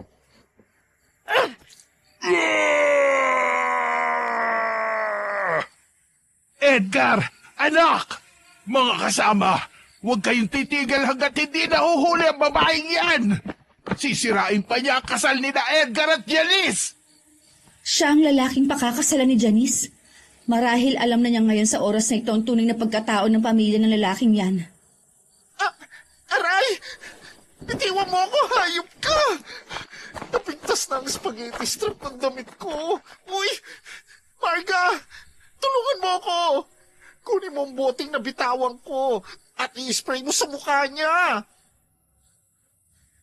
Nanginginig na dinampot ng bakla ang bote at pikit matang inispray sa mukha ng aswang na sumasalakay kay Beauty. Ganun na lamang ang paglayo nito nang maramdaman at tila napapaso ang kanyang balat. Salamat, amiga. Kung hindi dahil sa iyo, malamang sinakmal na ako ng aswang na yon. Ay, naku! Ano ba to? Mga aswang at maligno ang naghahabol sa akin. Oh, ayos lang ba kayo? Sa tingin mo, sa ganitong itsura, maayos pa ba to? Niluray-luray ng aswang na yan ang damit ko, oh. Sinira ang beauty rest ko, oh. Bakit ang tagal mo? Muntik na kaming pagpiestahan ng mga aswang na yan, oh. Hala, nagawa mo pabagsakin sila? Ang lakas mo rin, ha? Kahit na pusong babae ako, lalaki pa rin naman ang lakas ko. Hindi ko nga alam kung bakit nakayanan ko silang itumba eh. Parang kusang lumalabas ang powers ko, Sisi. Hindi kaya dahil sa porselas sa binigay ni Tita Glo? Katulad din sa kwintas na to, biglang lumiwanag na sugurin ako ng mga aswang. Eto rin, may maliliit na liwanag na lumalabas mula sa beads. Tayo na, hahanapin pa natin sina Madam Lore at Manong, maging sina Janice. Ay, oo nga. Doon tayo banda. Konti lang ang bantay ron. Tig-isa tayo ng kalaban. Dahan-dahang tinungo ng tatlo ang kubo kung saan naroon si Madam Gloria. Ngunit pagbukas nila ay laking gulat nila nang nakagapo si Madam Gloria habang may busal sa bibig. Madam! Diyos ko, anong ginawa nila sa iyo? Sandali, tatanggalin ko lang ang busal mo sa bibig at yung tali sa paa mo. Dalian mo sis, paparating na sila. My gosh! Si Manong pinatay nila! Tingnan mo sis, pinutol pa nila ang ulo ni Manong at inilagay sa planggana. Inalalayan ni Beauty si Madam Gloria upang makatayo. Ngunit biglang nadulas ang ginang dahil sa dugo na nagkalat sa sahig. Dahilan na makalikha ito ng malakas na kalabog. Kargahin mo na lang siya sis sa iyong likod. Magiging mabagal ang ating pag-alis kung maglalakad pa yang si Madam. Ang Barbie arms ko. Magkakamasil ako nito eh. Huwag mo na yang isipin sa ngayon. Tsaka na, kapag nakaligtas na tayo rito. Pakending-kending na tumatakbo si Beauty habang kinakarga sa kanyang likod ang ginang. Ayon kay Madam Gloria, pinipilit siya ni na Alera at Edgar na pirmahan ang kasulatan na sa kanila ay papamana ng ginang ang mga ari-arian nito. Isang abogado si Edgar, kaya mapapadali lamang ang pagsasali ng ari-arian kung nakapirma ang ginang dahil naging kasosyo niya na ito sa iba niyang negosyo. Ang lakas ng amats ng lalaking yun ah. Lulukuhin pa talaga niya si Madam. Magpahinga muna tayo saglit. Pagod na ako eh. Sige, doon sa malaking puno.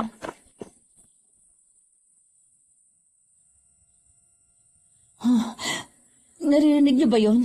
May mga taong humihingi ng tulong. Sis, puntahan natin. Pagod na ako, sis. Tingnan mo nga ang itsura ko. Hagardo Versosa na. Tsaka kanina lang pinagbuhat mo ko kay Madam. Tapos may susunod pa? Ay, nako. Imbis na maging reyna sana ako sa kasalan, parang kargador na ang naging papel ko rito. Minsan ka lang naman magpapakalalaki kaya lubos-lubosin mo na. Sige na nga. Kung hindi lang talaga ako maganda, hindi ko sila tutulungan. Margaret, samahan mo na lang muna rito si Madam Gloria. Hetong langis, i-spray mo sa kanila kasi nasasaktan sila rito. Tsaka tubig na may asin.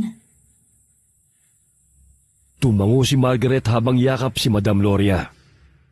Tinungo nila ang isa pang bahay na gawa sa nipa kung saan nila narinig ang mga taong humihingi ng tulong.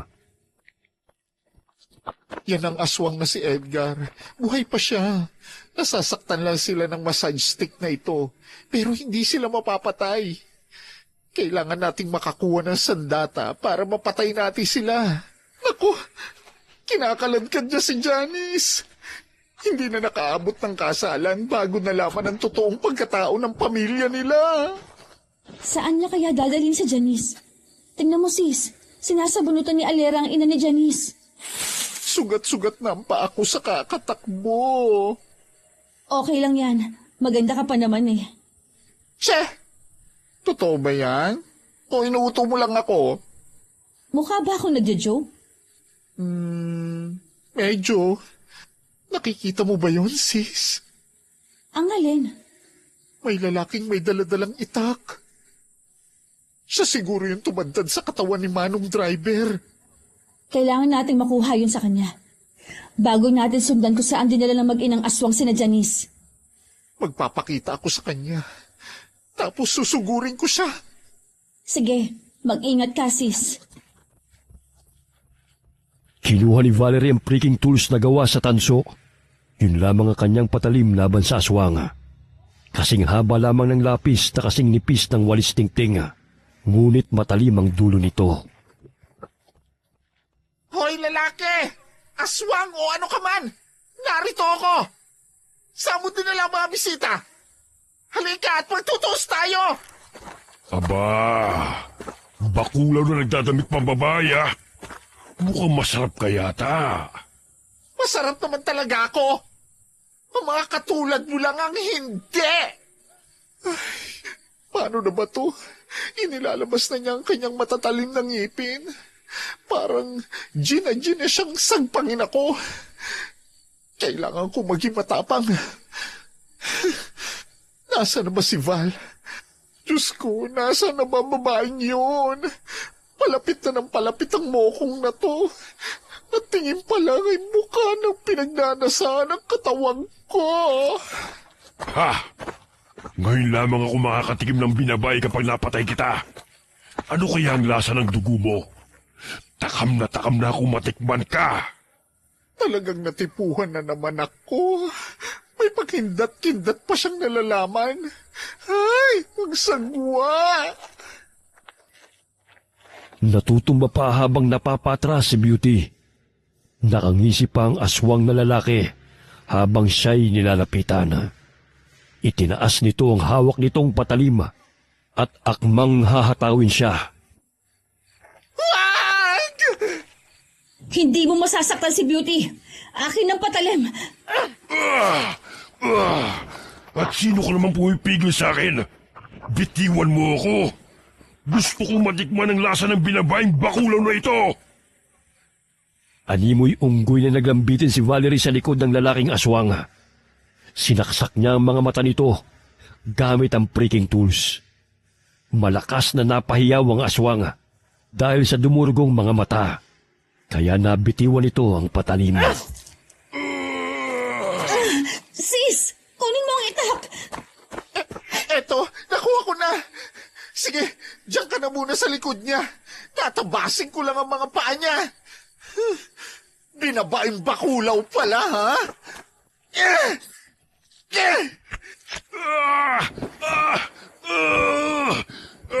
Ang pako! Itigil mo yan!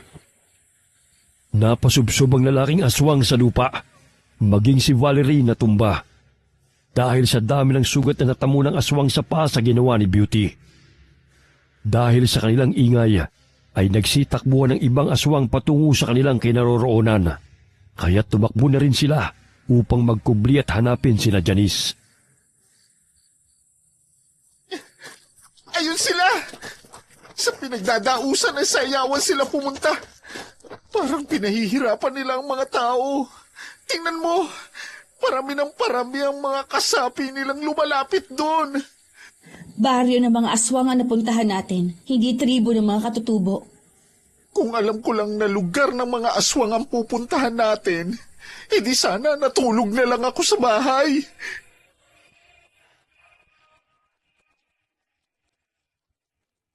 May malaking pagbabago sa ating mga plano.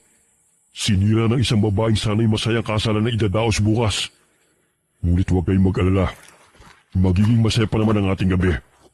Dahil mapapaga ang pagkain nyo ng mga dugot laman ng tao. Lahat ng taong narito ay ating pagsasalu-saluhan gaya ng kinagawian. Ibig sabihin, hindi totoong kasalan. Walang kasal na magaganap dahil planado ang lahat ng ito para makahakot ng kanilang bibiktimahin. Matagal na siguro nila tong gawain. At marahil, ang lalaki niya nang gumagawa ng paraan para makapagdala ng mga tao rito. Ang talino ng abogadong aswang na yan, ha? Para hindi halatang may gagawin siyang masama. Ang sabihin mo, abugago. Pati si Madam Gloria, gugulangan pa niya. Narinig ko noon na tinutulungan pa siya ni Madam sa kanyang pag-aaral sa abogasya. Hindi ko lang kasi siya nakita ng personal. At tanging sa mga katulong ni Madam ko lang naririnig ang pangalan at kwento niya. Ang paglapit niya kay Madam ay may masama palang balak. Gusto niyang angkinin ang kayamanan ni Madam. Shh! May paparating. Hayaan mo siya makalapit. Tatantarin ko ang katawan niya Gaya ng nakalabang ko kanina. Mahigpit na hinawakan ni Beauty ang itak at paupong nagkubli sa mga damuhan. Nasusundot ang dahon ng kanyang ilong, kaya't hindi niya napigilan ang mabahinga.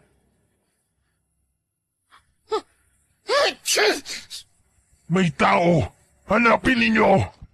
Siguro yung batang antingera na yan! Hoy, babae! Nakikita mo ba itong mga tao ito? Kung hindi ka lalabas sa iyong pinagtataguan, papatayin ko sila! Ibigay mo ang mutsang hinahanap ko! Kung gusto mo pa silang mabuhay! Sis, tingnan mo. Nilalapat pa niya ang patalim sa leeg ng ina ni Janice. User na klaseng tao, este aswang. Di ba sabi mo, yung mutsak hinahanap niya ay ang kwintas na suot mo? Paano kaya kung palitan natin ang batong nakalagay dyan? May naisip ako, Sisi. Ano yon? May candy pala ako sa bulsa ko. Kulay dilaw nga lang. Madilim naman kaya hindi niya siguro mahahalata to. Sige, palitan natin. Grabe ang utak mo ha. Ang bilis mag-isip. Siyempre, beauty and brain to die. Sinunod ni Valerie ang ideyang naisip ng pinsana. Tinanggal niya ang mutya ng bato ng Dama de Noche sa kwintas at inilagay roon ang candy. Samantalang ang mutya ng bato'y inilagay niya sa panyo at isinilid sa bulsa ng kanyang pajama. Ibibigay ko to sa kanya. Basta kung sakali mang pumalpak ako, tumakas ka na lang ha. Anong pumalpak? Hindi tayo patatalo, no? Susugurin ko sila! Nadidinig niyo ba ang sinabi ko? Papatayin ko sila! Pagbilang ko ng 3 na hindi ka pa nagpakita. 1, 2. Hoy! Aswang na walang ginawa kundi ang manggamit ng tao. Ito bang kwintas ang hinahanap mo? Pakawalan mo si Janice at ang mga kasamahan niya. Alam kong mas importante naman to kesa sa mga buhay nila, di ba? Akin na yan! Hep! Pakawalan mo muna sila. Iahagis ko to sa'yo kaagad. Paano ako makakasiguro na yan ang mutya? May iba pa ba akong susuotin maliban dito? Ito ang tali at ang bato. Oh. Kung ayaw mo, di wag. Hindi ko naman kamag-anak ang mga yan eh. Kung tutuusin, pwede na akong tumakas na hindi sila iniisip. Kung ayaw mo, di aalis na ako. Hindi mo ako mauhuli dahil makapangyarihan na mutyang to. Dahil kayang-kaya kitang talunin. Ang dami mong sinasabi! Akin na nga yan! Mga kasama!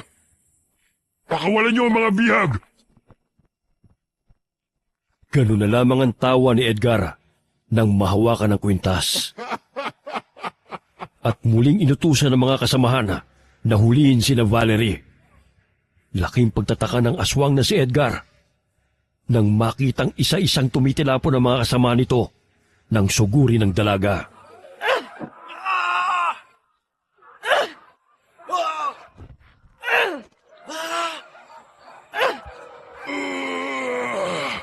Anong nangyayari?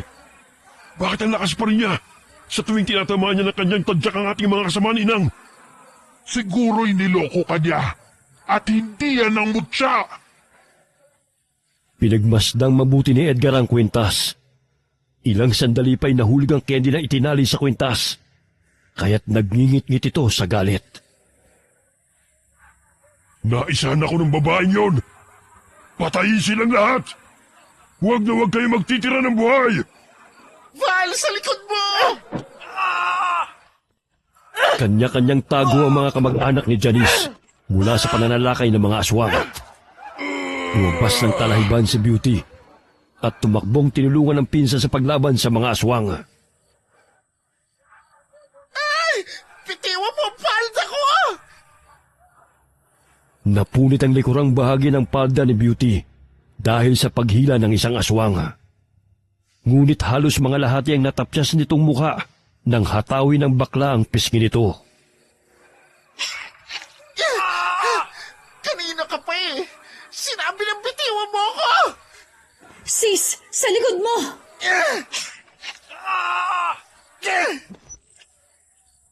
Hoy, mga aswang! Hindi na ako natatakot sa inyo! Sige, lumapit kayo! tatadtarin ko yung mga katawan ninyo! Natatakot na ang ibang mga aswang sa tuwing makikitang bumubulagta ang kanilang mga kasamahan dahil sa pananakit ng dalagang pinagkamalan nilang antingera. Tumalo ng inang aswang patungo kay Valerie. Wala pang ipinapanganak upang sirain ang seremonyang ipinagdiriwang namin taon-taon. Pumunta ka lang rito para manggulo. Kanino kang sugo? Saan pangkat ka nang galing? Hindi ko alam ang pinagsasabi mo. Pareho kayo ng anak mo. Tanong kayo ng tanong, hindi ko naman kayo maintindihan. Dahil sa panggugulo ninyo ng baklang yon, naudlot ang aming mga plano. Sinira ninyo ang lahat ng aming pinaghirapan. Mga manggagamit kayo. Ginamit niyo sina Madam Gloria at Janice para sa pansariling kapakanan upang maangkin ang kanilang yaman. Ang gusto ninyo, maging malayang makalabas-masok sa daigdig ng mga tao kung marami na kayong salapi at malaya rin makapambiktima. Ginamit ng anak mo ang kahinaan ni Janice bilang isang babae, ang paiibigin, ngunit papatayin din naman kapag nakuha ng lahat ng kailangan. Muling dinagana ng inang aswang si Valerie. Napigtas ang suot nitong siling bagat nagpagulong-gulong ito. Humiwalay ang ibang mga breaking tools mula sa lalagyan nito at lumusot ang matulis na bahagi nito sa telang baga. Hindi sinasadyang maitulak ng puwet ni Beauty ang inang aswang nang siya'y umatras palayo sa kalaban nitong aswang. Napasubsob ang inang aswang kung saan naroon ang sling bag na may nakausling matatalim na breaking tools. Tumama ang mga mata nito sa 4 na malilit ngunit matutulis na patalim. Ganun na lamang ang palahaw nito nang lumusot sa kanyang mga mata ang matutulis na patalim na gawa sa tanso, maging sa kanyang noo.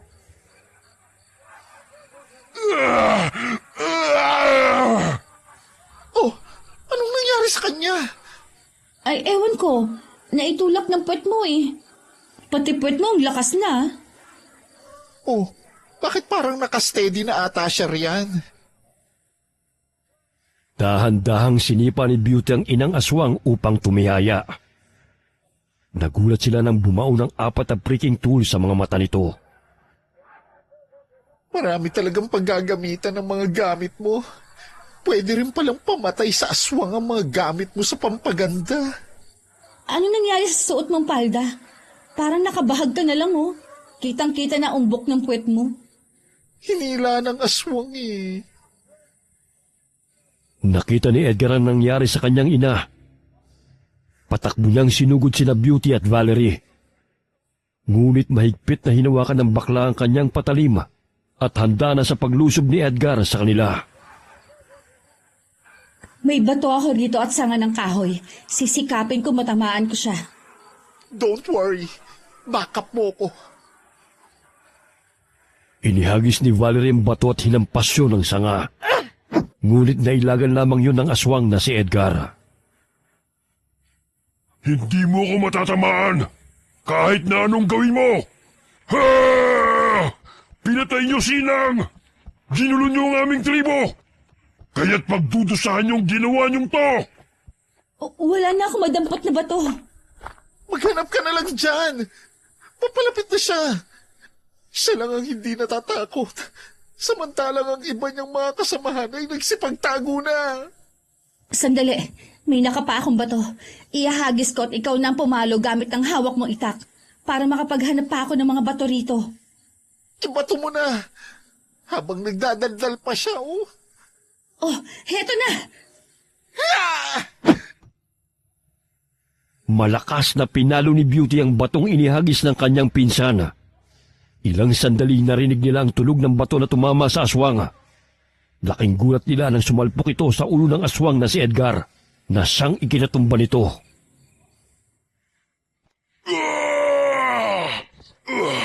Ang lakas doon ah! Aray! Aray! Akala mo hindi kita matatamaan, ha? Baseball ang kinahiligan kong laro noon, oy. Grabe, ang baho ng puwet mo, sis. Ay, umaalingasaw na, oh. Sino bang nagsabi sa'yo na diyan ka maghanap ng mga bato sa bandang likuran ko? Sa dinami-dami ng isusuot, tibak pa talaga. Talagang mangangamoy na yan. Pinagpapawisan na tong hita ko, kakatakbo natin kanina pa. Bilisan mo na dyan at bumabangon na naman siya, oh. Eto, may 4 na ako nakuha. 1, 2, 3, hampas!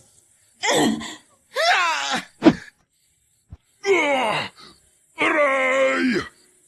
1, 2, 3, hampas!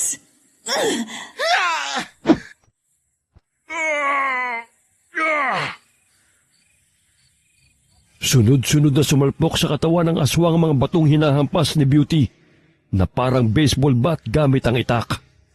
Bagamat kumuha ito ng belo at patakbong tinungo ang kinaroroonan ng bakla at malakas na sinampal ito gamit ang malalapad niyang mga palad.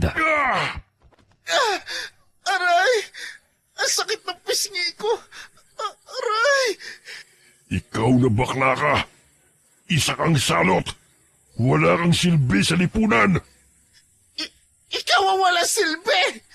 Ang mga katulad mong mga manggagamit at manloloko ang walang kwenta!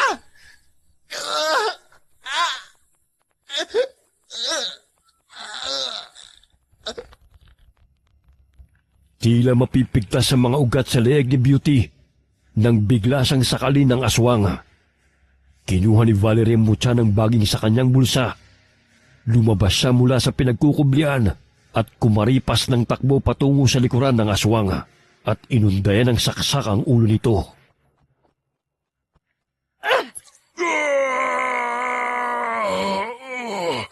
Isa ka pang salot.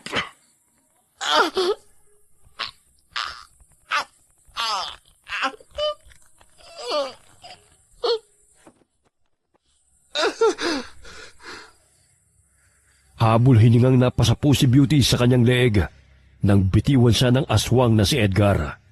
Wari lumusot ang mutya ng baging na itinarak ni Valerie sa ulo ng aswang patungo sa noon nito.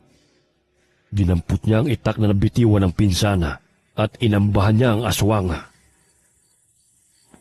Alam kong masasaktan ka lang nito, ngunit hindi mapapatay. Pero ang itak na to ay may kakayahang putulin ang ulo mo, kagaya ng pagtadtad ninyo sa katawan ni Manong. Walang hiya ka. Nararapat lang napatayin ka dahil wala kayong awa. Hinataw ni Valerie ang leeg ng aswang na si Edgar nang matumba ito sa damuhan. Sumisirit pa ang dugo nito mula sa kanyang leeg at tumatalsik pa sa kanyang katawan. Hindi na niya nakontrol ang sarili sa paghataw sa lalaking aswang dahil upang gigigil. Halos maputo na nito ang ulo ni Edgar bago siya huminto. Patay na siguro siya, sis. Malamang. Halos maputol na ang ulo niyo. Hayaan na natin siya. Naku, sina Margaret at Madam Gloria. Balikan natin sila. Baka na paano ng mga yun. Sina Janice, nasaan na kaya sila? Sana naman ligtas sila. Ayan, parang may nagtatago. Baka sila na yun. Janice, halika na. Sumama na kayo sa amin. Anong Janice, ha? Pinatay ko ng babaeng to! Buhay ka pa? Grabe ka naman. Natusok na ang mga mata mo. Kaya mo pang maglakad? Tanga! Nabulag lang ako pero hindi apektado ang pangamoy ko. Naamoy ko nga ang lansa ng pagkatao mo. Sis, akin na yung itak. Akin na. Tatabasin ko lang ang matabil niyang dila. Dahil sa inis ni Beauty sa inang aswang ay kinutusan niya ito. Nagawa pa nitong ilabas ang mahaba nitong dila upang ipulupot sa dalawa. Ngunit kinuha ni Beauty ang itak kay Valerie at pinutol yun. Kaya't ganun na lamang ang pamimilipit nito sa sakit. Ayan! Hindi ka na makakakita at makakapagsalita. Pinatay mo pa talaga si Janice, ha? Sinaksak siya ni Beauty hanggang sa tuluyan na itong mawala ng buhay. Baka bumangon ka na naman dyan, ha? At nakaabang na naman saan man kami pumunta. Huy, hindi na gumagalaw oh. Patay na siya, kaya kalma na sis. Nanggigigil na kasi ako sa kanila eh. Imbis na beauty rest para makapag-relax sa lugar na to, hagardong inabot ng fest ko. Ayun na sina Margaret at Madam Gloria. Sis, parang hindi na sila gumagalaw. Ano? Hindi pwede to. Malaki pa ang pagkakautang ni Margaret, kaya hindi pwedeng bawian siya ng buhay. Gisingin natin sila. Marga, gising! Gising! Madam Gloria, nandito na po kami. Gumising na kayo. Niyugyug ni Beauty ang kaibigan, ngunit hindi pa rin ito nagigising. Wala naman siyang sugat pero bakit ganyan? Hindi pwedeng mamatay ang baklang to. Bilib na talaga ako sa'yo, sis. Napaka mapagmahal mong kaibigan. Minsan lang talaga tayo makakita ng tunay na kaibigan na katulad mo. Napakaswerte ni Marga sa'yo. Hindi yan ang dahilan. Mahal ko naman siya bilang kaibigan. Pero hindi naman pwedeng ngayon siya mamatay. Oh, bakit? Kasi kakarenew lang niya nung 1 linggo sa lending. At akong pumirma na co-maker. Kaya kapag namatay siya, ako magbabayad ng pagkakautang niya. Ganun ba? O siya, gisingin mo na. Kung magising di maswerte ka. Hoy, Marga! Margaret, gising! Ilang sandali papungas-pungas ng mga matang nagising si Margaret. Maging si Madam Laura ay nagising sa ingay ni Beauty. Mahimbing silang nakatulog dahil sa kandilang sinindihan ni Margaret na nanaglag sa bag ni Valerie. Maraming nakapalibot na kandila sa kanila. Dahil sa mabagong amoy na yun, ay mahimbing silang nakatulog at hindi sila malapitan ng mga aswang. Ay, salamat naman at nagising tong kaibigan ko. Sus, takot ka lang magbayad sa utang niya Che! Sige na, tayo na. Malayo-layo pa ang lalakbayin natin. Umuwi na tayo. Bumalik sila ng kubo. Wala nang mga tao roon maliban sa mga sirang gamit. Nakita ni Valerie ang susi ng sasakyan ni Madam Gloria. Nakakalungkot man na hindi na nila makakasamang makauwi si Manong driver dahil tinadtad na ng mga aswang ang kanyang katawan. Ilang sandali pa'y nagsitakbuhan ng mga kamag-anak nila Janice. Maging sila'y nagdadalamhati sa pagpanaw ng dalaga at iba pa nilang mga kasamahan. Habang nilalakbay nila ang daan patungong ilog, ay may naaaninaw silang mga taong pinaghihinalaan nilang mga aswang. Takot na takot sila sa iyo, sis. Ikaw ang tinatawag nilang antingera. Hindi ko nga alam kung bakit Pero hayaan mo na. Mabuti nga yun at hindi na nila tayo susundan. Grabe naman ang pinagdaanan natin dito. Imbis na masayang alaala, naging kasalungat noon. Sumakay sila ng sasakyan at nilisan ng lugar kung saan gaganapin sana ang inaakala nilang kasalan na humantong sa kamatayan. Kaya pala ibinigay ni Tita Glo tong Dama de Noche na kwintas sa akin dahil nararamdaman niyang nakaabang na panganib sa ating buhay. Gusto niya tayong iligtas, sis, dahil naging malapit na rin tayo sa kanya. Pakakaingatan ko itong ibinigay niyang pulseras. Para naman hindi na ako maging ligawin at habulin ng mga maligno at aswang. Kahit saan man magpunta si Valerie, ay dala-dala pa rin niya ang kanyang mga gamit. Lalo na ang massage stick na nagmula sa mutya ng baging. Lingid sa kaalaman ng nakararami na pangontra yun sa masasamang elemento na kinatatakutan ng mga aswang na ipinamana pa ng kanyang mga ninuno. Wakas.